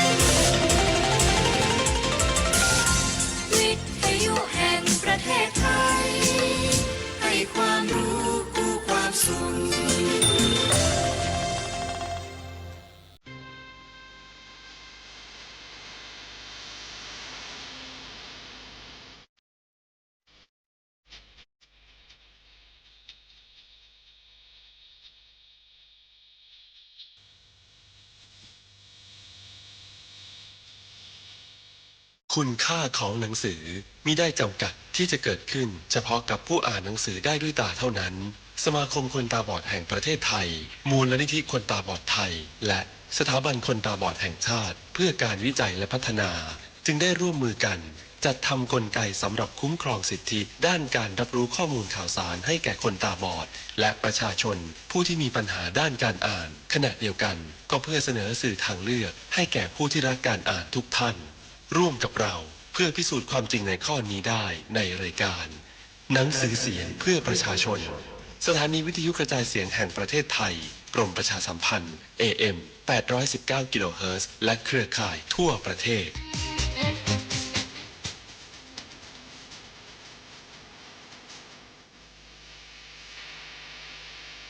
พระเตมีถึงร้อยภพร้อยชาติก็ปรารถนาพระโพธิญาณนายสารถีได้ฟังดังนั้นเกิดความกังวลใจว่าเมื่อเรากลับไปพระนครแล้วถ้าพระกุมารเสด็จไปที่อื่นพระราชบิดาเสด็จมาไม่พบจะลงทันเราเพราะฉะนั้น เราจะขอคำยืนยันให้แน่ใจก่อนว่า พระองค์จะไม่เสด็จไปที่ไหนจนกว่าเราจะกลับมาจึงกล่าวว่าเมื่อข้าพระองค์ทำตามพระดำรัสแล้วแม้พระองค์ก็ควรจะทำตามที่ข้าพระองค์ทูลขอพระองค์จงประทับรออยู่ที่นี้จนกว่าข้าพระองค์จะนำพระราชาเสด็จมาพระราชบิดาทอดพระเนตรเห็นพระองค์แล้วจะทรงปีติโสมนัสเอิบอิ่มใจอย่างยิ่งเป็นแน่พระโพธิสัตว์ตรัสว่านายสารถีเราจะทำตามคำร้องขอของท่านแม้ตัวเราเองก็อยากเห็นพระชนกพระชนนีและพระปริยูรญาติทั้งหลายของเราเสด็จมาสถานที่แห่งนี้จงกลับไปเถิดนายสารถีเพื่อนรักจงกราบทูลพระชนกพระชนนีตามที่เราสั่งครั้นตรัสดังนี้แล้วก็น้อมพระองค์หันหน้าไปยังกรุงพาราณสีถวายบังคมพระชนกพระชนนีจากที่ไกลด้วยความเคารพรักอย่างเต็มเปี่ยมนายสารถีทำประทักษิณพระกุมารกราบลงแทบพระยุคลบาทลิงโลดใจเหลือประมาณขึ้นรถขับบ่ายหน้าตรงไปยังกรุงพาราณสีในขณะนั้นพระนางจันทาเทวีเปิดหน้าต่างรอคอยการกลับมาของนายสารถีด้วยต้องการจะทราบความเป็นไปของลูกว่าเป็นอย่างไรพอทอดพระเนตรเห็นรถว่างเปล่านายสารถีกลับมาเพียงคนเดียวพระหฤทัยแทบแตกสลายส่งร้องไห้ฟูมฟายปริเทวนาการว่านายสารถีฝังลูกเราเสียแล้วเพราะนายสารถีกลับมาคนเดียวปัญจามิตรทั้งหลายจะเย้ยหยันยินดีศัตรูทั้งหลายจะกระยิ่มใจเพราะสามารถฝังลูกเราได้แล้วทรงกันแสงโศกเศร้าตรัสถามนายสารถีด้วยพระอสุชนนองพระเนตรว่าลูกเราเป็นง่อยใบ้หรือตรัสอะไรกับเธอบ้างเขาขยับมือขยับเท้าบ้างไหมเขาร้องขอชีวิตหรือเปล่าขณะถูกฝังนายสุนันท์สารถีเห็นพระเทวีร้องไห้แทบขาดใจก็สงสารอย่างจับใจแต่ไม่กล้ากราบทูลเรื่องทั้งหมดเพราะคิดว่าถ้ากราบทูลว่าพระโอรสไม่ได้เป็นใบ้ไม่ได้ง่อยเปรี้ยไม่ได้หูหนวกมีพระดำรัสไพเราะสนอกกล่าวธรรมได้อย่างจับใจพระราชาจะกริ้วว่าเมื่อเป็นเช่นนั้นเหตุไรจึงไม่พาพระกุมารกลับมาแล้วสั่งลงพระราชอาญาโดยที่ยังไม่ได้รับฟังรายละเอียดควรขอพระราชทานอภัยโทษก่อนจึงกราบทูลว่าข้าแต่พระแม่เจ้าขอพระแม่เจ้าโปรดประทานอภัยโทษแก่ข้าพระองค์ข้าพระองค์ขอกราบทูลตามที่ได้ฟังได้เห็นในสำนักพระราชโอรสพระนางจันทาเทวีตรัสว่านายสารถีเธออย่ากลัวเลยจงบอกตามที่ท่านได้ฟังได้เห็นมาว่าลูกของเราเป็นอย่างไรนายสารถีกราบทูลว่าพระโอรสไม่ได้เป็นใบ้ไม่ได้ง่อยเปรี้ยพระองค์มีวาจาไพเราะทรงกลัวที่จะได้ครองราชสมบัติจึงคิดหาวิธีลวงอย่างมากมายพระองค์ทรงระลึกชาติได้ว่าเคยเป็นพระราชาครองราชสมบัติในชาติก่อนเป็นเวลา20 ปีแล้วต้องไปตกนรกหมกไหม้อยู่ถึง 80,000 ปีเพราะกลัวจะต้องครองราชสมบัติอีกครั้งจึงทรงอธิษฐานว่าขอชนทั้งหลายอย่าได้อภิเษกเราในราชสมบัติเลยพระองค์จึงไม่ตรัสในราชสำนักพระชนกและพระชนนีพระโอรสทรงมีอวัยวะครบทั้ง32ประการมีพระรูปงดงามสมส่วนมีพระวาจาไพเราะอ่อนโยนฉลาดหลักแหลมถ้าพระองค์มีพระราชประสงค์จะพบพระโอรสก็ขอเชิญรีบเสด็จเถิดพระเจ้าค่ะข้าพระองค์จะนำเสด็จไปยังสถานที่ที่พระโอรสประทับอยู่สู่ทางโพธิญาณเมื่อพระเตมีกุมารส่งนายสารถีกลับไปแล้วมีความประสงค์จะผนวดขณะนั้นพระอินทร์รับสั่งวิสุกรรมเทพบุตรให้ไปสร้างบรรณศาลาและจัดเตรียมเครื่องบริขารสำหรับบรรพชิตให้พระโพธิสัตว์วิสุกรรมเทพบุตรลงจากสวรรค์มาเนรมิตอาสมขึ้นในราวป่าประมาณ3 โยชน์เนรมิตที่อยู่ในเวลากลางคืนและกลางวันสระน้ำสำหรับดื่มกินสงสนานทำสถานที่นั้นให้อุดมสมบูรณ์ไปด้วยต้นไม้มีผลทุกฤดูกาลเนรมิตที่เดินจงกรมเกลี่ยด้วยทรายเนื้อละเอียดใกล้บรรณศาลาเนรมิตเครื่องบริขารสำหรับบรรพชิตทุกอย่างแล้วเขียนหนังสือประกาศไว้ว่ากุลบุตรผู้ใดผู้หนึ่งต้องการบวชจงใช้เครื่องบริขารสำหรับบรรพชิตเหล่านี้บวชเถิดแล้วกลับสู่ทิพยวิมานของตนพระโพธิสัตว์ทอดพระเนตรเห็นอาสมนั้นทรงอ่านข้อความประกาศก็ทรงทราบได้ทันทีว่าพระอินทร์ประทานให้จึงเสด็จเข้าบรรณศาลาเปลื้องเครื่องแต่งตัวออกทรงนุ่งผ้าเปลือกไม้สีแดงผืนหนึ่งห่มผืนหนึ่งพาดหนังสือเฉวียงพระอังสาม้วนเกล้าพระเกศาให้เป็นชฎาถือไม้เท้าเสด็จออกจากบรรณศาลาเพื่อจะให้สิริแห่งภาวะความเป็นนักบวชสมบูรณ์ยิ่งขึ้น จึงเสด็จจงกรมกลับไปกลับมาในที่จงกรมทรงเปล่งอุทานว่าเราได้การบรรพชาแล้วจึงเป็นสุขการบรรพชาเป็นสุขจริงหนอแล้วเสด็จเข้าบรรณศาลาประทับนั่งบนที่ลาดด้วยใบไม้เจริญสมาธิจนได้บรรลุอภิญญา5และสมาบัติ8ครั้นตกเย็นตะวันอ่อนแสงลงทาบเหนือทิวไม้ฟากตะวันตกฝูงนกต่างส่งเสียงร้องเรียกกันกลับรุงรังกึกก้องแนวไพรพระองค์จึงเสด็จออกจากบรรณศาลาเก็บใบหมากเม่าท้ายที่จงกรมนึ่งด้วยน้ำร้อนไร้รสเค็มรสเปรี้ยวจืดสนิทเสวยดุจกินอมฤตรสเจริญพรหมวิหาร4แล้วพักอิริยาบถสำราญอยู่ในป่าแห่งนั้นฝ่ายพระเจ้ากาสิกราชทรงทราบจากนายสารถีว่าพระโอรสไม่ได้เป็นคนพิการเช่นนั้นทรงยินดีเป็นอย่างยิ่งรับสั่งให้มหาเสนาจัดเตรียมการเสด็จอย่างเร่งด่วนให้ตระเตรียมขบวนรถเทียมม้าผูกเครื่องประดับช้างส่งตระเตรียมสังและบันดาะกลองตีหน้าเดียวกลองตี2หน้าและรำมนาอันไพเราะพระองค์จะเสด็จไปประทานโอวาทพระโอรสขอให้ชาวนิคมนางสนมกุมารพ่อค้าและพราหมณ์ทั้งหลายรีบเตรียมยานกองพลช้างกองพลม้ากองพลรถกองพลทหารราบให้เว้นม้าอ้วนอืดอาจไม่ว่องไวและม้าผอมไร้เรี่ยวแรงให้เลือกเฉพาะม้าที่สมบูรณ์ว่องไวปราดเปรียวพระราชาเตรียมประชุมพลถึง3 วันจึงเสด็จออกจากพระนครพร้อมด้วยจตุรงคเสนาในวันที่4ให้นำทรัพย์ที่พอจะเอาไปได้ไปด้วยเสด็จขึ้นประทับบนม้าสินทบแล้วสั่งให้นางฝ่ายในตามเสด็จทุกคนให้เตรียมเครื่องราชกุฏฑภัณฑ์สำหรับราชาพิเศษทั้ง5คือพัดวาลวีชนีพระอุณหิตพระขันเสวตฉัตรและฉลองพระบาททองไปด้วยตรัสสั่งให้นายสารถีนำทางเสด็จเคลื่อนขบวนล่วงหน้าไปถึงป่าที่พระเตมีฤาษีประทับอยู่อย่างเร่งด่วนพระเตมีฤาษีทอดพระเนตรเห็นพระราชบิดากำลังเสด็จมาทรงรุ่งเรืองด้วยพระเดชานุภาพพร้อมพรั่งด้วยหมู่อมาตย์ขัตติยวงศ์จึงถวายพระพรทูลถามถึงทุกสุขด้วยคำอันไพเราะอ่อนโยนว่าขอถวายพระพรมหาบพิตรทรงปราศจากโรคาพาธหรือทรงเป็นสุขสำราญดีหรือราชกัญญาของพระองค์และโยมมารดาของอาตมาไม่มีโรคาพาธหรือพระราชาตรัสว่าพ่อไม่มีโรคาพาธอันใดสุขภาพร่างกายก็แข็งแรงดี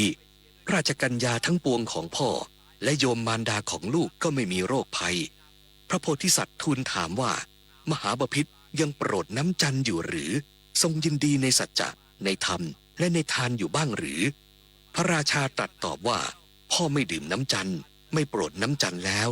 ทุกวันนี้ใจพ่อยินดีในสัจจะในธรรมและการให้ทานพระโพธิสัตว์ทูลถามถึงพาหนะมีม้าและโคเป็นต้นตลอดจนความเป็นไปของเหตุการณ์บ้านเมืองว่าบ้านเมืองในชายแดนของมหาบพิตรสงบดีอยู่หรือรัฐสีมามั่นคงดีอยู่หรือช้างหลวงและคลังหลวงยังบริบูรณ์ดีอยู่หรือพระราชาตรัสตอบว่าบ้านเมืองสงบสุขดีไม่มีโจรผู้ร้ายแม้ช้างหลวงและคลังหลวงก็บริบูรณ์ดีพระโพธิสัตว์ให้ทหารทอดพระราชอาสน์แล้วทูลเชิญให้พระราชาประทับนั่งพระองค์ไม่ประทับนั่งจึงให้ทหารลาดเครื่องลาดใบไม้ถวายแม้เช่นนั้นพระองค์ก็ไม่ประทับนั่งบนเครื่องปูลาดใบไม้นั้นเพราะความเคารพต่อพระโอรสซึ่งบวชเป็นบรรพชิตแต่ประทับนั่งลงที่พื้นดินนั่นเองพระโพธิสัตว์ได้เสด็จเข้าไปในบรรณศาลานำใบหมากเม่านึ่งออกมาหน่อยหนึ่งเพื่อจะแสดงการเป็นอยู่อย่างบรรพชิตให้พระราชาทรงทราบจึงเชิญพระราชาให้เสวยว่ามหาบพิตรใบหมากเม่าของอาตมภาพนี้สุกแล้วไม่มีรสเค็มขอมหาบพิตรผู้เสด็จมาเป็นแขกของอาตมภาพเสวยเถิดพระราชาตรัสตอบว่าพ่อบริโภคใบหมากเม่าไม่ได้และโภชนะก็ไม่ใช่อย่างนี้นี่ลูกพ่อบริโภคข้าวสุกที่หุงจากข้าวสาลีปรุงด้วยเนื้อสะอาดแต่เพราะความเคารพพระโพธิสัตว์พระราชาจึงหยิบใบหมากเม่ามาวางไว้ที่ฝ่าพระหัตถ์แล้วตรัสถามว่าลูกฉันอาหารอย่างนี้ดอกหรือพระโพธิสัตว์ทูลว่าใช่แล้วมหาบพิตรพระราชาประทับนั่งรับสั่งกับพระโอรสอย่างสุขใจในขณะนั้นพระนางจันทาเทวีแวดล้อมไปด้วยหมู่นางสนมเสด็จมาถึงเห็นพระโอรสผู้เป็นที่รักทรงมีพระหัตถ์ไทยสั่นอยู่ภายในพระอุระถึงกับเป็นลมล้มลงตรงนั้นเองเมื่อฟื้นคืนสติก็ตรงเข้าจับพระบาทพระโอรส ทรงกราบลงแล้วร้องไห้พระเนตรทั้งสองนองไปด้วยน้ำตาพระราชาตรัสกับพระมเหสีด้วยพระวาจาเปี่ยมสุขว่าจันทาเธอดูอาหารลูกเราเถิดทรงหยิบใบหมากเม่าวางในพระหัตถ์พระมเหสีแล้วประทานแก่นางสนมอื่นๆนางสนมทั้งหลายต่างก็กล่าวกันว่าพระองค์เสวยอย่างนี้เลยหรือทำไมจึงทรงทำสิ่งที่ทำได้ยากยิ่งเช่นนี้ได้นางสนมทุกคนเอาใบหมากเม่านั้นมาวางทูลไว้บนศีรษะของตนกราบนมัสการนั่งอยู่พระราชาตรัสถามพระโพธิสัตว์ว่านี่เป็นเรื่องอัศจรรย์สำหรับพ่อเหลือเกินเพราะพ่อได้มาเห็นลูกอยู่ในป่าคนเดียวฉันอาหารไม่มีรสเค็มไม่มีรสเปรี้ยวไม่ปรุงรสแต่เหตุไรผิวพรรณลูกยังผ่องใสพระโพธิสัตว์ทูลตอบว่าขอถวายพระพรมหาบพิตรอาตมาภาพนอนคนเดียวตามลำพังบนเครื่องลาดใบไม้เพราะการนอนคนเดียวจึงทำให้ผิวพรรณของอาตมาผ่องใสไม่ต้องมีราชองครักษ์ถืออาวุธรักษาการอาตมาไม่เศร้าโศกถึงอารมณ์ที่ล่วงไปแล้ว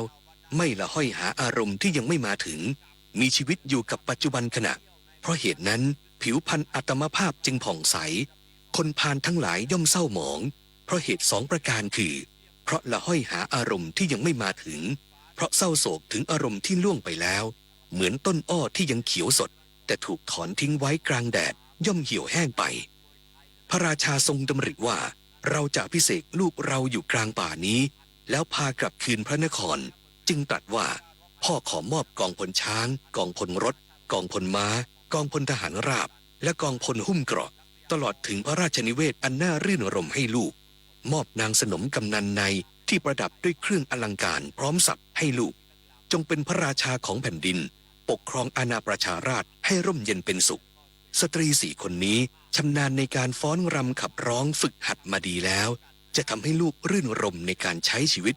ลูกจะอยู่ในป่าไปทำไมพ่อจะนำราชธิดาของพระราชาพระองค์อื่นที่สวยงามมีการศึกษาดีทั้งฉลาดเฉลียวมาอภิเษกกับลูกจงให้ราชธิดาเหล่านั้นมีโอรสมากมายลูกยังเยาว์เป็นหนุ่มแน่นยังมีเส้นผมดำสนิทจงครองราชสมบัติเถิดเมื่อชราแล้วจึงค่อยบวชพระโพธิสัตว์ตรัสตอบว่ามหาบพิตรคนเราควรประพฤติพรหมจรรย์ตั้งแต่ยังหนุ่มแน่นการบวชควรเป็นเรื่องของคนหนุ่มท่านผู้แสวงหาคุณธรรมทั้งหลายต่างสรรเสริญการบวชประพฤติพรหมจรรย์ตั้งแต่ยังหนุ่มแน่นอาตมาภาพปรารถนาที่จะประพฤติพรหมจรรย์ไม่ปรารถนาที่จะครองราชสมบัติอาตมาภาพเห็นลูกชายลูกหญิงอันเป็นที่รักของท่านทั้งหลายที่กว่าจะได้มาก็แสนยากพวกเขาร้องเรียกพ่อแม่ฉอเลาะน่ารักน่าเอ็นดูยังไม่ทันไรก็ตายจากไปเสียแล้วเหมือนหน่อไม้ไผ่ยังอ่อนที่ถูกถอนแท้จริงแล้วนรชนไม่ว่าจะยังหนุ่มแน่นหรือยังสาวก็ล้วนตายได้ทั้งนั้นใครเล่าจะวางใจในชีวิตได้ว่าเรายังเด็กยังหนุ่มอีกนานกว่าจะตายอายุของคนเรานี้น้อยนักวันคืนเล่าก็ล่วงไปไม่หยุดเหมือนอายุของฝูงปลาในสระที่มีน้ำแห้งขอดความเป็นหนุ่มสาวจะต่างอะไรจากอายุของฝูงปลาในสระที่มีน้ำเหลือน้อยสัตว์โลกถูกครอบงำและถูกรุมล้อมอยู่ตลอดเวลาเมื่อคืนวันไม่ล่วงไปเปล่าแต่กลืนกินอายุวรรณะและกำลังให้สิ้นตามไปด้วยมหาบพิตรจะอภิเษกอาตมาภาพให้ครองราชสมบัติทำไมพระราชาตรัสถามว่าจงบอกพ่อเถิดว่าสัตว์โลกถูกอะไรครอบงำและถูกอะไรรุมล้อมไว้คืนวันทำให้อายุวรรณะและกำลังสิ้นไปอย่างไรพระโพธิสัตว์ตรัสตอบพระราชบิดาว่าสัตว์โลกถูกความตายครอบงำไว้ถูกความแก่รุมล้อมไว้ตลอดเวลาตั้งแต่วันที่ทารกถือปฏิสนธิในครรภ์มารดาอายุก็น้อยลงเรื่อยๆเพราะคืนวันล่วงไปไม่ได้ล่วงไปเปล่าแต่กลืนกินอายุวรรณะและกำลังให้สิ้นตามไปด้วยขอมหาบพิตรจงทรงทราบอย่างนี้ว่าเมื่อได้ที่ช่างหูกกำลังทอผ้าช่างหูกทอไปได้เท่าใดส่วนที่จะต้องทอก็เหลือน้อยลงทุกขณะข้อนี้เป็นฉันใดนับจากวันที่เกิดชีวิตสัตว์ก็เหลือน้อยลงทุกวันเช่นกันแม่น้ำที่เต็มฝั่งย่อมไม่ไหลขึ้นสู่ที่สูงเปรียบเหมือนอายุของมนุษย์ทั้งหลายเมื่อล่วงไปแล้วย่อมไม่กลับไปสู่ความเป็นเด็กอีกครั้งแม่น้ำที่เต็มฝั่งย่อมพัดพาเอาต้นไม้ที่เกิดอยู่ริมฝั่งให้หักโค่นไปไม่ต่างจากหมู่สัตว์ถูกความแก่และความตายพัดพาไปพระราชาทรงสดับธรรมกถาของพระโพธิสัตว์แล้วไม่มีความรู้สึกผูกพันในการครองเรือนอีกต่อไปทรงเบื่อหน่ายเหลือเกิน ประสงค์จะออกผนวดเพื่อจะทรงทดลองพระโพธิสัตว์จึงตรัสย้ำอีกว่าพ่อจะไม่กลับพระนครอีกแล้วจะบรรพชาในที่นี้แหละท่านลูกกลับพระนครพ่อจะมอบเสวตฉัตรให้ลูกพ่อขอมอบกองทัพพระราชนิเวศอันน่ารื่นรมตลอดจนนางสนมกำนันในทั้งหมดให้ลูกจงเป็นพระราชาของแผ่นดินปกครองอาณาประชาราษฎร์ให้ร่มเย็นเป็นสุขสตรี4 คนชำนาญในการฟ้อนรำขับร้องได้รับการฝึกหัดมาดีแล้วจะทำให้ลูกรื่นรมในการใช้ชีวิตลูกจะอยู่ในป่าไปทำไมพ่อจะนำราชธิดาของพระราชาพระองค์อื่นที่สวยงามมีการศึกษาดีทั้งฉลาดเฉลียวมาอภิเษกกับลูกลูกจงให้ราชธิดาเหล่านั้นมีโอรสมากมายลูกยังเยาว์เป็นหนุ่มแน่นยังมีเส้นผมดำสนิทจงครองราชสมบัติก่อนเถิดค่อยบวชภายหลังพระโพธิสัตว์ตรัสตอบว่ามหาบพิตรพระองค์จะให้อาตมภาพเสื่อมเพราะทรัพย์ทำไมคนเราจึงจะตายเพราะภรรยาทำไมคนหนุ่มต้องมาแก่ชราไปอย่างไร้ประโยชน์เมื่อโลกเต็มไปด้วยชราและมรณะเราจะมัวเที่ยวเพลิดเพลินเล่นหัวกันอยู่ทำไมจะมีประโยชน์อะไรที่อาตมายังจะต้องแสวงหาทรัพย์แสวงหาบุตรและภรรยาอาตมภาพพ้นแล้วจากเครื่องผูกเมื่อคนเรารู้ว่าตัวเองต้องตายแน่แล้วก็จะไม่มีความยินดีในการแสวงหาทรัพย์อีกต่อไปผลไม้ที่สุกแล้วย่อมพร้อมจะร่วงหล่นได้ตลอดเวลาส่วนภัยของสัตว์ที่เกิดแล้วก็ย่อมจะตายได้ทุกเมื่อผู้คนเป็นอันมากเห็นกันอยู่ในเวลาเช้าพอตกเย็นไม่เห็นกันแล้วครั้นเห็นกันอยู่ในเวลาเย็นพอรุ่งเช้าก็พลันห่างหายจึงควรรีบเร่งทำความเพียรเสียตั้งแต่วันนี้สมรภูมิที่มีการวางแผนทางยุทธศาสตร์อย่างดีด้วยการวางกองพลช้างกองพลรถกองพลทหารราบไว้สามารถเอาชนะสงครามอื่นใดได้แต่ไม่สามารถเอาชนะสงครามคือมรณะได้ไม่มีกองทัพใดอาจเอาชนะมรณะด้วยการต่อสู้ด้วยเวทมนต์ด้วยยุทธวิธีหรือสินทรัพย์อื่นใดความตายมิได้เว้นแม้แต่กษัตริย์พราหมณ์พ่อค้าลูกจ้างคนจันทานและคนเทขยะย่อมยีบทขยี้ราบลงทั้งหมดทีเดียวควรรีบทำความเพียรเสียตั้งแต่วันนี้ใครเล่าจะรู้ได้ว่าจะตายวันพรุ่งนี้การผัดผ่อนกับมัจจุราชผู้มีเสนาใหญ่นั้นไม่มีเลยโจรทั้งหลายย่อมปรารถนาทรัพย์ส่วนอาตมภาพพ้นจากบ่วงแล้วขอเชิญพระองค์เสด็จกลับไปเถิด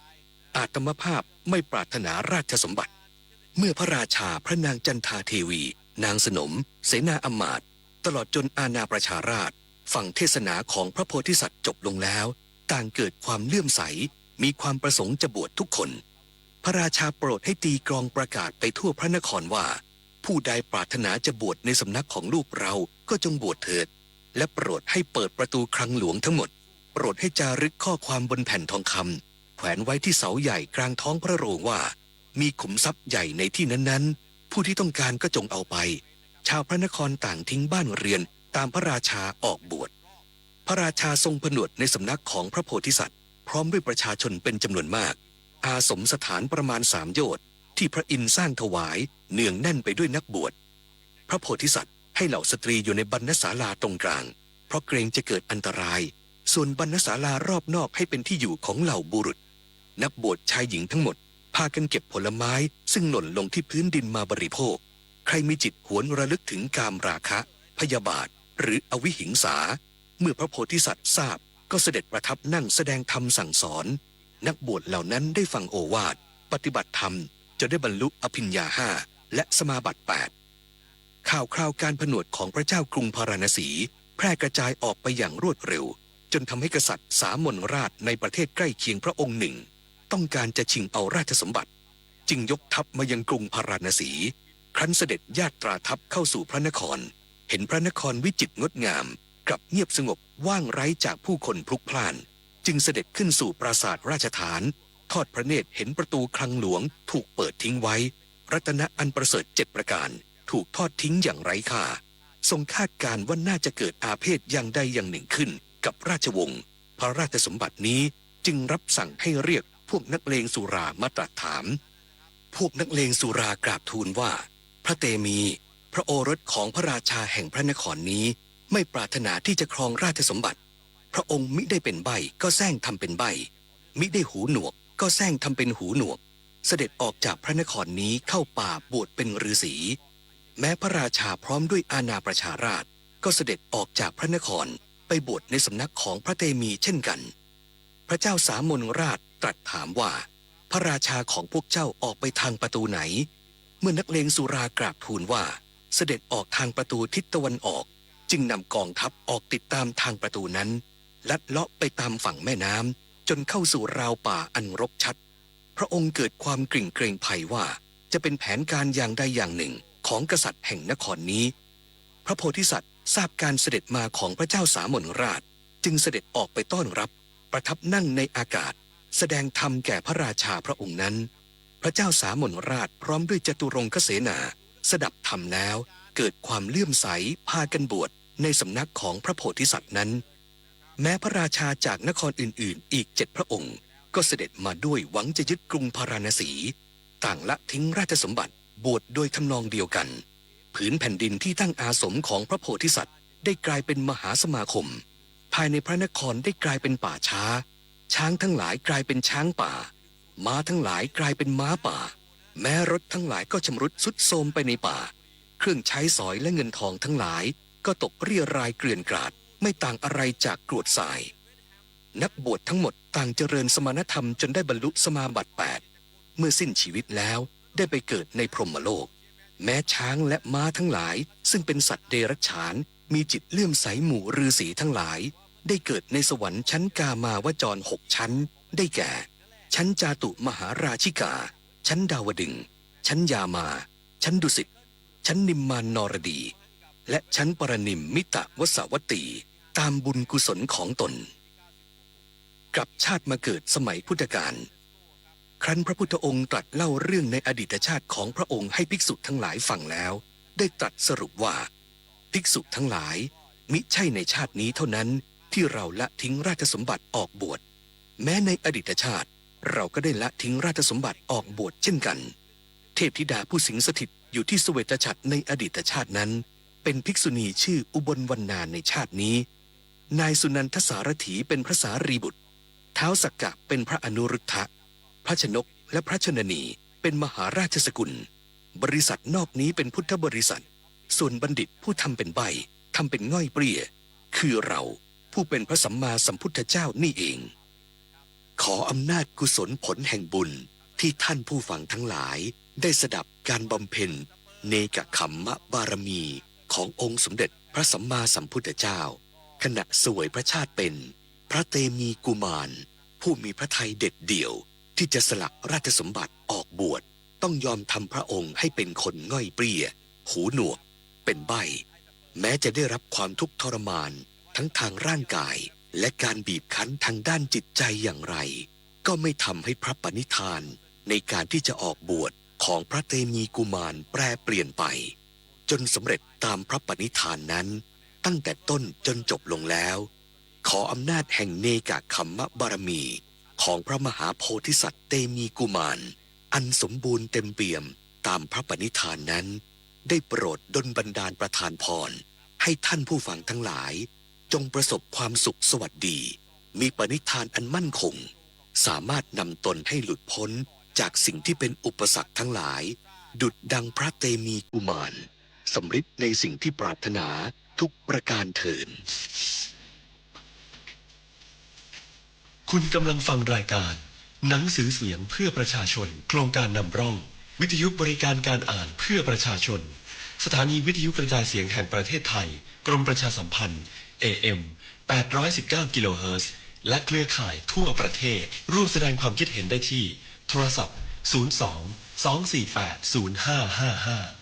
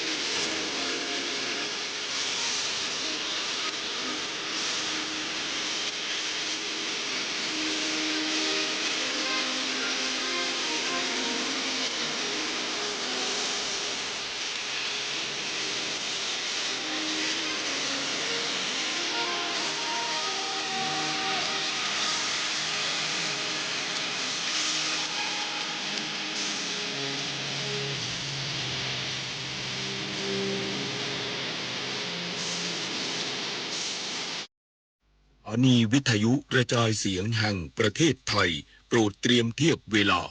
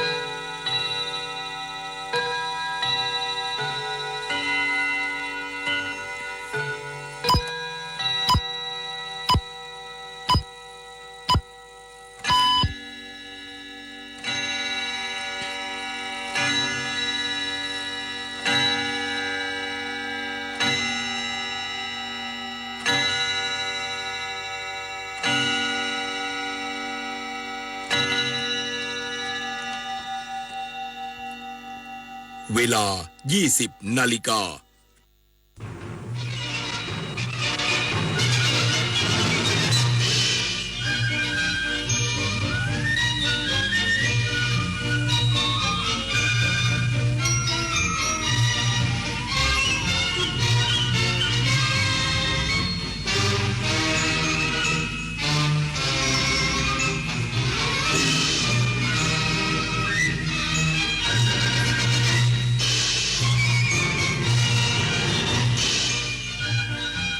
ที่นี่สถานีวิทยุกระจายเสียงแห่งประเทศไทยต่อไปเสนอข่าวซึ่งมีหัวข้อข่าวดังนี้พระบาทสมเด็จพระเจ้าอยู่หัวและสมเด็จพระนางเจ้าพระบรมราชินีพระราชทานพระบรมราชวโรกาสให้เอกอัครราชทูตต่างประเทศประจำประเทศไทยเฝ้าทูลละอองธุลีพระบาทถวายอักษรสารตราตั้งณพระราชวังดุสิตประธานาธิบดีอิสราเอลหวังว่าการพบหารือระหว่างผู้นำสหรัฐกับนายกรัฐมนตรีอิสราเอลครั้งล่าสุดจะประสบผลสำเร็จต่อไปเป็นรายละเอียดของข่าวด้วยวันที่ 11 กุมภาพันธ์ 2569 ตรงกับวันครบรอบชัยชนะการปฏิวัติอิสลามแห่งอิหร่านของสาธารณรัฐอิสลามอิหร่านพระบาทสมเด็จพระเจ้าอยู่หัวทรงพระกรุณาโปรดเกล้าโปรดกระหม่อมให้ส่งข้อความพระราชสารอำนวยพรไปยังประธานาธิบดีแห่งสาธารณรัฐอิสลามอิหร่านในโอกาสวันครบรอบชัยชนะการปฏิวัติอิสลามแห่งอิหร่านข้าพเจ้าขอส่งคำอำนวยพรและความปรารถนาดีด้วยใจจริงเพื่อพลานามัยที่สมบูรณ์แข็งแรงและความสุขสวัสดีของท่านประธานาธิบดีทั้งเพื่อสันติสุขและความก้าวหน้ารุ่งเรืองของประเทศและประชาชนชาวอิหร่านประเทศไทยตระหนักถึงคุณค่าของความสัมพันธ์ฉันมิตรระหว่างประเทศของเราทั้งสองตลอดระยะเวลากว่า7 ทศวรรษของความสัมพันธ์ทางการทูตที่มีต่อกันความสัมพันธ์ดังกล่าวได้รับการเสริมสร้างให้แน่นแฟ้นยิ่งขึ้นไม่เพียงจากความร่วมมือทางการค้าและการศึกษาเท่านั้นหากยังรวมถึงความสัมพันธ์ระหว่างประชาชนของสองประเทศผ่านการท่องเที่ยวและการแลกเปลี่ยนทางวัฒนธรรมอีกด้วยข้าพเจ้าเชื่อเป็นอย่างยิ่งว่าเราจะสามารถร่วมกันแสวงหาโอกาสใหม่ๆเพื่อส่งเสริมความร่วมมือระหว่างกันให้พัฒนาก้าวหน้าเพื่อประโยชน์สุขของประเทศทั้งสองสืบไปพระปรมาภิไธยมหาวชิราลงกรณ์พระวชิรเกล้าเจ้าอยู่หัวข่าวในพระราชสำนักพระบรมมหาราชวังวันพุธที่ 11 กุมภาพันธ์ พุทธศักราช 2569 วันนี้เวลา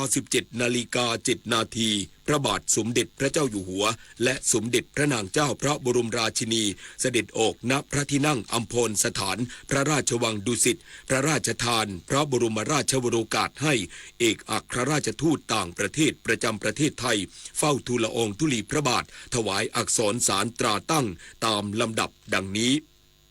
นายศรีสวัสดิ์อินทจันทร์ซึ่งมีถิ่นพำนักอยู่ที่กรุงเทพมหานครเฝ้าทูลละอองธุลีพระบาทถวายอักษรสารตราตั้งเป็นเอกอัครราชทูตวิสามัญผู้มีอำนาจเต็มแห่งสาธารณรัฐประชาธิปไตยประชาชนลาวประจำประเทศไทย ก่อนที่จะมาดำรงตำแหน่งเป็นเอกอัครราชทูตวิสามัญผู้มีอำนาจเต็มแห่งสาธารณรัฐประชาธิปไตยประชาชนลาวประจำประเทศไทยนายศรีสวัสดิ์อินทร์พระจันทร์เคยดำรงตำแหน่งเป็นเอกอัครราชทูตสาธารณรัฐประชาธิปไตยประชาชนลาวประจำสหรัฐอเมริกามาก่อนนางลุยซาราแกซึ่งมีถิ่นพำนักอยู่ที่กรุงเทพมหานครเฝ้าทูลละอองธุลีพระบาทถวายอักษรสารตราตั้งเป็นเอกอัครราชทูตวิสามัญผู้มีอำนาจเต็มแห่งสหภาพยุโรปประจำประเทศไทยก่อนที่จะมาดำรงตำแหน่งเป็นเอกอัครราชทูตวิสามัญผู้มีอำนาจเต็มแห่งสหภาพยุโรปประจำประเทศไทยนางลุยซาราแกเคยดำรงตำแหน่งเป็นผู้อำนวยการกองแอฟริกาใต้และมหาสมุทรอินเดียกระทรวงการต่างประเทศสหภาพยุโรปมาก่อนนางสาวซิลเวียซอโลกีซึ่งมีถิ่นพำนักอยู่ที่กรุงเทพมหานครเฝ้าทูลละอองธุลีพระบาทถวายอักษรสารตราตั้งเป็นเอกอัครราชทูตวิสามัญผู้มีอำนาจเต็มแห่งฮังการีประจำประเทศไทยก่อนที่จะมาดำรงตำแหน่งเป็นเอกอัครราชทูตวิสามัญผู้มีอำนาจเต็มแห่งฮังการีประจำประเทศไทยนางสาวซิลเวียซอโลกีเคยดำรงตำแหน่งเป็นหัวหน้าคณะผู้แทนกระทรวงการต่างประเทศและการค้าฮังการีมาก่อนนายราดาเมสเฮซุสโกเมสอาซาเฮซึ่งมีถิ่นพำนักอยู่ที่กรุงกัวลาลัมเปอร์มาเลเซียเฝ้าทูลละอองธุลีพระบาทถวายอักษรสารตราตั้งเป็นเอกอัครราชทูตวิสามัญผู้มีอำนาจเต็มแห่งสาธารณรัฐโบลิวาเวเนซุเอลาประจำประเทศไทย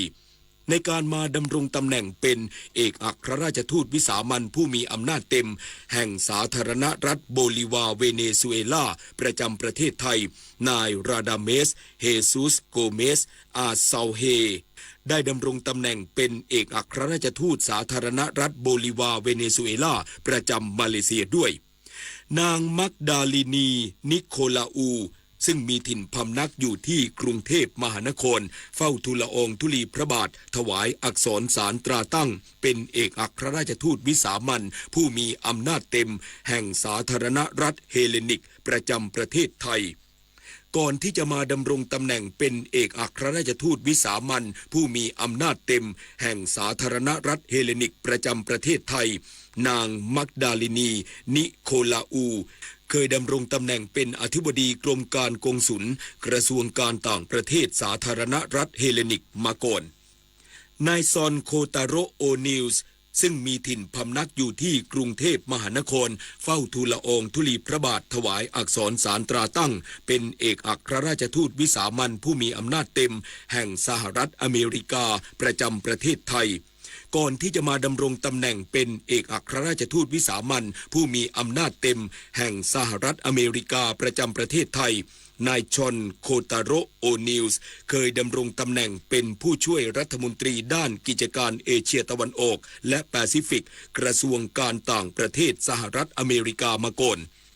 พลเอกกาบาเซนีซึ่งมีถิ่นพำนักที่กรุงปักกิ่งสาธารณรัฐประชาชนจีนเฝ้าทูลละอองธุลีพระบาทถวายอักษรสารตราตั้งเป็นเอกอัครราชทูตวิสามัญผู้มีอำนาจเต็มแห่งสาธารณรัฐไนเจอร์ประจำประเทศไทย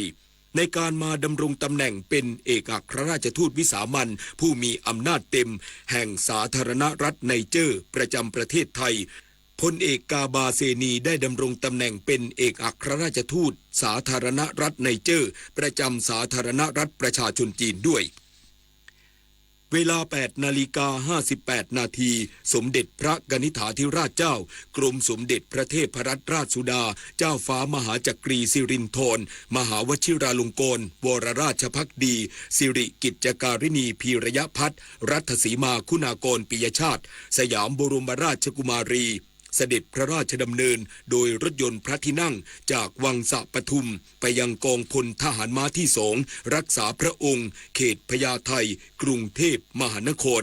เพื่อประทับเฮลิคอปเตอร์พระที่นั่งเสด็จพระราชดำเนินไปทรงเปิดการประชุมวิชาการระดับชาติของสมาชิกองค์การเกษตรกรในอนาคตแห่งประเทศไทยในพระราชูปถัมภ์สมเด็จพระเทพรัตนราชสุดาสยามบรมราชกุมารีครั้งที่46 และทรงเปิดแพร่คลุมป้ายอาคารสิรินคีรีณวิทยาลัยเกษตรและเทคโนโลยีฉะเชิงเทราอำเภอพนมสารคามจังหวัดฉะเชิงเทรา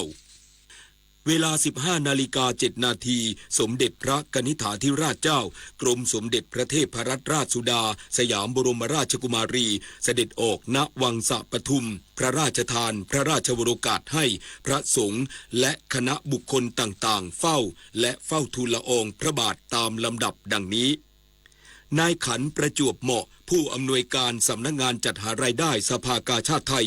นำพระเทพสมุทรวัชราจารย์เจ้าคณะจังหวัดสมุทรปราการพร้อมด้วยเจ้าอาวาสวัดบางพลีใหญ่ในอำเภอบางพลีจังหวัดสมุทรปราการและคณะเฝ้าและเฝ้าทูลละอองพระบาททูลเกล้าทูลกระหม่อมถวายเงินเพื่อสนับสนุนศูนย์โปรตอนสมเด็จพระเทพรัตนราชสุดาและเพื่อการพัฒนาศูนย์มะเร็งแบบบูรณาการโรงพยาบาลจุฬาลงกรณ์สภากาชาดไทยผู้ช่วยศาสตราจารย์เอกชัยกิจเกษาเจริญรองอธิการบดีด้านกิจการนักศึกษามหาวิทยาลัยราชภัฏรำไพพรรณีนำพระวชิระกิจจาโกนเจ้าอาวาสวัดทุ่งตาอินตำบลพลวงอำเภอเขาคิชกูฏจังหวัดจันทบุรีที่ปรึกษาเจ้าคณะภาค 11และคณะกรรมการมูลนิธิพระพุทธบาทพลวงเฝ้าและเฝ้าทูลละอองพระบาททูลเกล้าทูลกระหม่อมถวายเงินรายได้จากการจัดงานประเพณีนมัสการรอยพระพุทธบาทพลวงเขาคิชกูฏจังหวัดจันทบุรีโดยเสด็จพระราชกุศลตามพระราชอัธยาศัยพลตำรวจเอกกิตติรัตน์พันเพชรผู้บัญชาการตำรวจแห่งชาตินำผู้แทนสำนักงานตำรวจแห่งชาตินายกสมาคมแม่บ้านตำรวจและคณะเฝ้าทูลละอองพระบาททูลเกล้าทูลกระหม่อมถวายเงินรายได้จากการจำหน่ายสลากบำรุงสภากาชาดไทยประจำปี 2567 เพื่อบำรุงสภากาชาดไทยศาสตราจารย์ธานินทร์สินจารุอธิการบดีมหาวิทยาลัยเทคโนโลยีพระจอมเกล้าพระนครเหนือรองศาสตราจารย์สุวิทย์แซ่เตียอธิการบดีมหาวิทยาลัยเทคโนโลยีพระจอมเกล้าธนบุรีและรองศาสตราจารย์คมสันมาลีศรีอธิการบดีสถาบันเทคโนโลยีพระจอมเกล้าเจ้าคุณทหารลาดกระบังพร้อมด้วยคณะผู้บริหารและนายกองค์การนักศึกษาจากมหาวิทยาลัยเทคโนโลยีพระจอมเกล้าพระนครเหนือมหาวิทยาลัยเทคโนโลยีพระจอมเกล้าธนบุรีและสถาบันเทคโนโลยีพระจอมเกล้าเจ้าคุณทหารลาดกระบังเฝ้าทูลละอองพระบาททูลเกล้าทูลกระหม่อมถวายเงินที่ได้รับสิทธิประโยชน์จากการจัดพิธีพระราชทานปริญญาบัตรประจำปีการศึกษา 2567 โดยเสด็จพระราชกุศลตามพระราชอัธยาศัยนายกฤษดาบุญราชผู้ช่วยเลขาธิการสภากาชาดไทยและผู้อำนวยการสำนักงานบริหารกิจการเหล่ากาชาดนำนายพงศฤทธิ์ตันติสุวณิชกุลรองประธานกรรมการบริหารบริษัทช.การช่างจำกัดมหาชนและคณะเฝ้าทูลละอองพระบาททูลเกล้าทูลกระหม่อมถวายเงินเพื่อสนับสนุนโครงการซ่อมแซมบ้านพักพื้นที่ชายแดนไทยกัมพูชาและทูลเกล้าทูลกระหม่อมถวายเงินโดยเสด็จพระราชกุศลตามพระราชอัธยาศัยนางวาริษฐาเกริกกฤตยานายกสโมสรโรตารี่กรุงเทพรัชดาภิเษกนำคณะกรรมการสโมสรเฝ้าทูลละอองพระบาททูลเกล้าทูลกระหม่อมถวายเงินรายได้จากการจำหน่ายสลากกาชาดในการออกร้านงานกาชาดประจำปี 2567 เพื่อบำรุงสภากาชาดไทย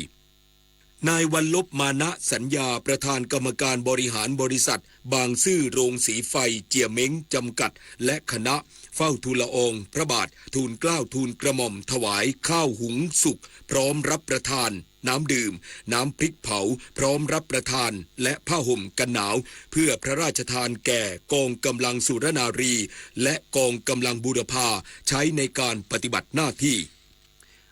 รองศาสตราจารย์อาวินอินทรังสีคณะบดีคณะมัณฑศิลป์มหาวิทยาลัยศิลปากรนำคณะกรรมการตัดสินคณะกรรมการคัดสรรและคณะกรรมการดำเนินงานจัดโครงการนักออกแบบแห่งปีประจำปีพุทธศักราช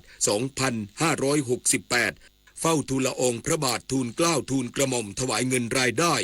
จากการจัดโครงการสมทบทุนมูลนิธิเทพรัตน์เวชานุกูลในโอกาสนี้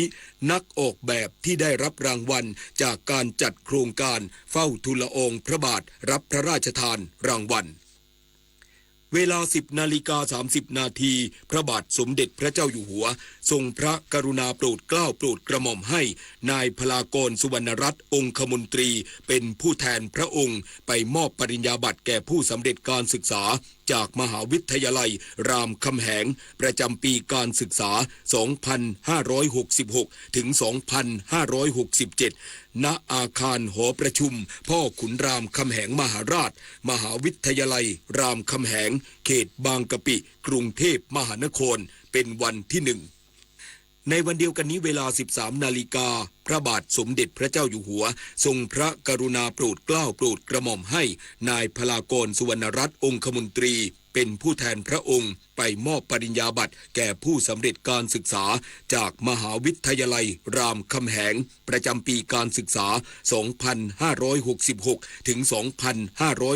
2567 ณ อาคารหอประชุมพ่อขุนรามคำแหงมหาราชมหาวิทยาลัยรามคำแหงเขตบางกะปิกรุงเทพมหานครเป็นวันที่ 1อันหนึ่งเมื่อวันอังคารที่ 10 กุมภาพันธ์ 2569 เวลา 8:15 นาทีสมเด็จพระกนิษฐาธิราชเจ้ากรมสมเด็จพระเทพรัตนราชสุดาสยามบรมราชกุมารีเสด็จพระราชดำเนินโดยรถยนต์พระที่นั่งจากวังสะปทุมไปยังกองพลทหารม้าที่ 2รักษาพระองค์เขตพญาไทกรุงเทพมหานครเพื่อประทับเฮลิคอปเตอร์พระที่นั่งเสด็จพระราชดำเนินไปทรงเปิดพระอนุสาวรีย์สมเด็จพระเจ้าบรมวงศ์เธอเจ้าฟ้ากัลยาณิวัฒนากรมพระนราธิวาสราชนครินทร์บดินทรเชษฐภคินีณสวนสมเด็จพระเจ้าบรมวงศ์เธอเจ้าฟ้ากัลยาณิวัฒนากรมพระนราธิวาสราชนครินทร์บดินทรเชษฐภคินีสวนแม่สวนลูกภายในพื้นที่ของวิทยาลัยเกษตรและเทคโนโลยีกาญจนบุรีอำเภอเมืองกาญจนบุรีจังหวัดกาญจนบุรีซึ่งจัดสร้างขึ้นเพื่อน้อมรำลึกถึงพระกรุณาธิคุณที่ทรงสืบสารพระราชปณิธานของสมเด็จพระศรีนครินทราบรมราชชนนีในการส่งเสริมการเรียนรู้ด้านพฤกษศาสตร์พระอนุสาวรีย์มีขนาด1 เท่าครึ่งของพระองค์จริงใช้วัสดุโลหะผสมโดยจังหวัดกาญจนบุรีได้ประกอบพิธีอัญเชิญพระอนุสาวรีย์จากสำนักช่าง10 หมู่กรมศิลปากรมาประดิษฐานบนแท่นศิลาณพื้นที่สวนดังกล่าวเมื่อวันที่ 21 พฤษภาคม 2562เวลา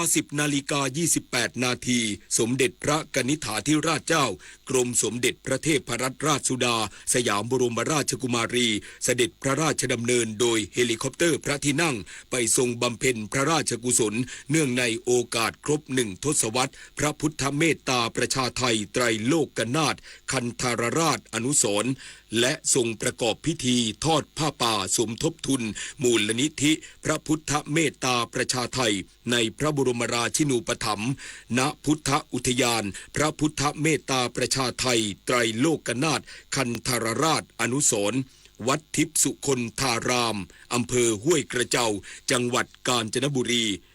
พระพุทธเมตตาประชาไทยไตรโลกนาถคันธารราชอนุสรณ์เป็นพระพุทธรูปยืนปางขอฝนภายในองค์พระเป็นโครงสร้างเหล็กผิวภายนอกเป็นสำริดมีความสูง72 เมตรจัดสร้างขึ้นด้วยพระราชศรัทธาของสมเด็จพระนางเจ้าสิริกิติ์พระบรมราชินีนาถพระบรมราชชนนีพันปีหลวงและทรงรับโครงการจัดสร้างไว้ในพระบรมราชินูปถัมภ์ซึ่งพระบาทสมเด็จพระบรมชนกาธิเบศรมหาภูมิพลอดุลยเดชมหาราชบรมนาถบพิตรและสมเด็จพระนางเจ้าสิริกิติ์พระบรมราชินีนาถพระบรมราชชนนีพันปีหลวงได้พระราชทานพระราชทรัพย์ส่วนพระองค์ในการจัดสร้างพระพุทธรูปทั้งยังทรงน้อมนำให้เกิดพระราชศรัทธาแก่พระบรมวงศานุวงศ์ ทรงร่วมบริจาคพระราชทรัพย์ทรงบอกบุญแก่พุทธศาสนิกชนและผู้เฝ้าทูลละอองธุลีพระบาทได้ร่วมทำบุญโดยเสด็จพระราชกุศลในการจัดสร้างด้วยในโอกาสนี้ทรงบำรุงดินดีและรดน้ำนมวัวที่ต้นพระศรีมหาโพธิ์พุทธคยาซึ่งทรงปลูกไว้เมื่อครั้งเสด็จพระราชดำเนินแทนพระองค์สมเด็จพระนางเจ้าสิริกิติ์พระบรมราชินีนาถพระบรมราชชนนีพันปีหลวงไปทรงเป็นประธานในการสมโภชพระพุทธเมตตาประชาไทยไตรโลกนาถคันธรราชอนุสรณ์เมื่อปี 2558 เพื่อให้ได้รับสารอาหารและมีการเจริญเติบโตที่ดีต่อจากนั้นเสด็จพระราชดำเนินไปยังอาคารอนุสรณ์แห่งการตื่นรู้พระราชทานพระราชวโรกาสให้ส่วนราชการของจังหวัดกาญจนบุรีและผู้แทนนักเรียนเฝ้าทูลละอองพระบาทรับพระราชทานดินดีในกิจกรรมคืนดินสู่ขุนเขาเพื่อนำไปเป็นส่วนผสมของดินในการปลูกต้นไม้ในพื้นที่ของตนเองเป็นการสร้างจิตสำนึกและตระหนักถึงความสำคัญของการอนุรักษ์ทรัพยากรธรรมชาติและสิ่งแวดล้อมเสร็จแล้วทอดพระเนตรนิทรรศการผลการดำเนินงานของหน่วยงานที่เกี่ยวข้องกับพื้นที่พุทธอุทยานได้แก่กรมชลประทานกรมป่าไม้กรมอุทยานแห่งชาติสัตว์ป่าและพันธุ์พืชและมูลนิธิที่ทำให้ชุมชนโดยรอบได้รับประโยชน์เกิดการส่งเสริมอาชีพภายใต้แนวทางการอนุรักษ์ฟื้นฟูป่าคนกับป่าอยู่ร่วมกันทั้งได้ร่วมทำนุบำรุงพระพุทธศาสนาอันจะเป็นพลังสำคัญในการสร้างสังคมที่เปี่ยมด้วยคุณธรรมก่อเกิดความเจริญงอกงามทางจิตใจของประชาชนตามพระราชประสงค์สืบไปในวันเดียวกันนั้นเวลา 14:41 นาทีสมเด็จพระกนิษฐาธิราชเจ้ากรมสมเด็จพระเทพรัตนราชสุดาสยามบรมราชกุมารีเสด็จพระราชดำเนินโดยรถยนต์พระที่นั่งไปยังโรงเรียนตำรวจตระเวนชายแดนบ้านปิล็อกขี้อำเภอทองผาภูมิจังหวัดกาญจนบุรีในโอกาสนี้พระราชทานสิ่งของแก่หมวดตำรวจตระเวนชายแดนที่1351ซึ่งปฏิบัติหน้าที่ประจำจุดบ้านปิล็อกขี้ในการเฝ้าตรวจและรักษาความสงบเรียบร้อยพื้นที่ชายแดนต่อจากนั้นเสด็จพระราชดำเนินไปทรงติดตามการดำเนินงานของโรงเรียนตำรวจตระเวนชายแดนบ้านปิล็อกขี้จัดตั้งขึ้นเมื่อปี 2550 เพื่อส่งเสริมให้เด็กและเยาวชนในพื้นที่ซึ่งส่วนใหญ่เป็นชาวไทยเชื้อสายกะเหรี่ยงและมอญในพื้นที่ห่างไกลได้รู้หนังสือมีกองบัญชาการตำรวจตระเวนชายแดนเป็นหน่วยงานสนองพระราชดำริเปิดสอนตั้งแต่ชั้นปฐมวัยถึงชั้นประถมศึกษาปีที่ 6 ระดับการเรียนกลุ่มสาระวิชาต่างๆของนักเรียนอาทิคณิตศาสตร์และภาษาอังกฤษมีคะแนนสูงกว่าระดับประเทศทักษะการใช้เทคโนโลยีสารสนเทศอยู่ในระดับพอใช้ต่อจากนั้นเสด็จพระราชดำเนินไปทอดพระเนตรกิจกรรมการเรียนการสอนต่างๆอาทิกิจกรรมฝึกวิชาชีพโดยมีมหาวิทยาลัยราชภัฏนครปฐม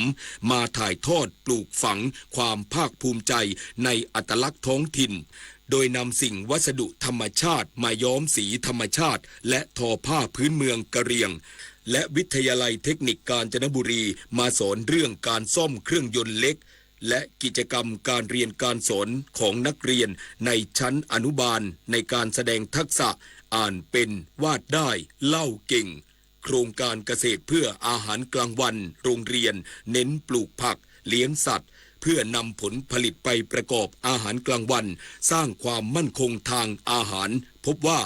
นักเรียนมีภาวะโภชนาการดีขึ้นมีสุขภาพแข็งแรงในโอกาสนี้ทอดพระเนตรกิจกรรมอนุรักษ์วัฒนธรรมและภูมิปัญญาท้องถิ่นในการแสดงชุดกะเหรี่ยงกระทบไม้เป็นการละเล่นพื้นบ้านของชาวปากากยอจากนั้นทรงเยี่ยมหน่วยแพทย์พระราชทานที่ออกหน่วยตรวจสุขภาพราษฎรที่มาเฝ้าทูลละอองพระบาทรับเสด็จและราษฎรในพื้นที่ สมควรแก่เวลาจึงประทับเฮลิคอปเตอร์พระที่นั่งจากสนามเฮลิคอปเตอร์ชั่วคราวโรงเรียนตำรวจตระเวนชายแดนบ้านปิล็อกขี้อำเภอทองผาภูมิจังหวัดกาญจนบุรีเสด็จพระราชดำเนินกลับกรุงเทพมหานครจบข่าวในพระราชสำนักแสนอาลัยสมเด็จพระพันปีหลวงไทยทั้งปวงหมองหม่นก่นร่ำให้พระผู้เสด็จสู่ฟ้าสวรรคาลัยแนบดวงใจตามพระบาททุกชาติภพปวงประชาน้อมสำนึกในพระมหากรุณาธิคุณเป็นล้นพ้นอันหาที่สุดมิได้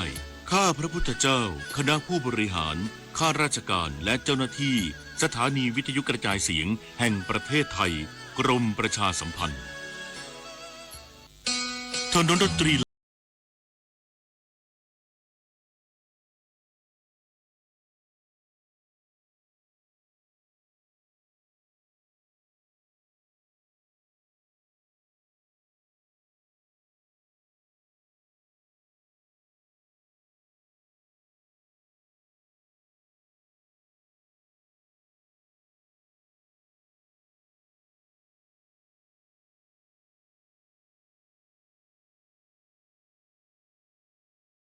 สำนักข่าวต่างประเทศรายงานโดยอ้างการเปิดเผยของประธานาธิบดีไอแซค เฮอร์ซอกแห่งอิสราเอลระหว่างการเยือนกรุงแคนเบอราของออสเตรเลียในวันนี้ที่ระบุว่าเขาหวังว่าการพบหารือระหว่างนายกรัฐมนตรีเบนจามิน เนทันยาฮูของอิสราเอลกับประธานาธิบดีโดนัลด์ทรัมป์ผู้นำสหรัฐที่ทำเนียบขาวของสหรัฐในวันพุธที่ 11 กุมภาพันธ์นี้ตามเวลาสหรัฐจะประสบผลสำเร็จในการนำพาสันติภาพมาสู่อิสราเอลและรับมือกับภัยคุกคามจากอิหร่านทั้งนี้การพบหารือดังกล่าวถือเป็นการเยือนสหรัฐครั้งที่ 6 ของนายกรัฐมนตรีเนทันยาฮูนับตั้งแต่ประธานาธิบดีทรัมป์กลับมาดำรงตำแหน่งเมื่อเดือนมกราคมปีที่แล้วเพื่อพูดคุยเกี่ยวกับการเจรจานิวเคลียร์ระหว่างสหรัฐกับอิหร่านและเรียกร้องให้สหรัฐใช้มาตรการที่แข็งกร้าวมากขึ้นกับโครงการนิวเคลียร์อิหร่านสำนักข่าว AFP รายงานโดยอ้างถ้อยแถลงของพลตรีซาไมลาอูบาโฆษกกองบัญชาการกองทัพไนจีเรียที่ระบุว่าสหรัฐเตรียมส่งทหาร 200 นายเข้าประจำการที่ไนจีเรียในอีกไม่กี่สัปดาห์ข้างหน้าเพื่อช่วยเหลือในด้านการฝึกฝนและการสนับสนุนทางเทคนิคแก่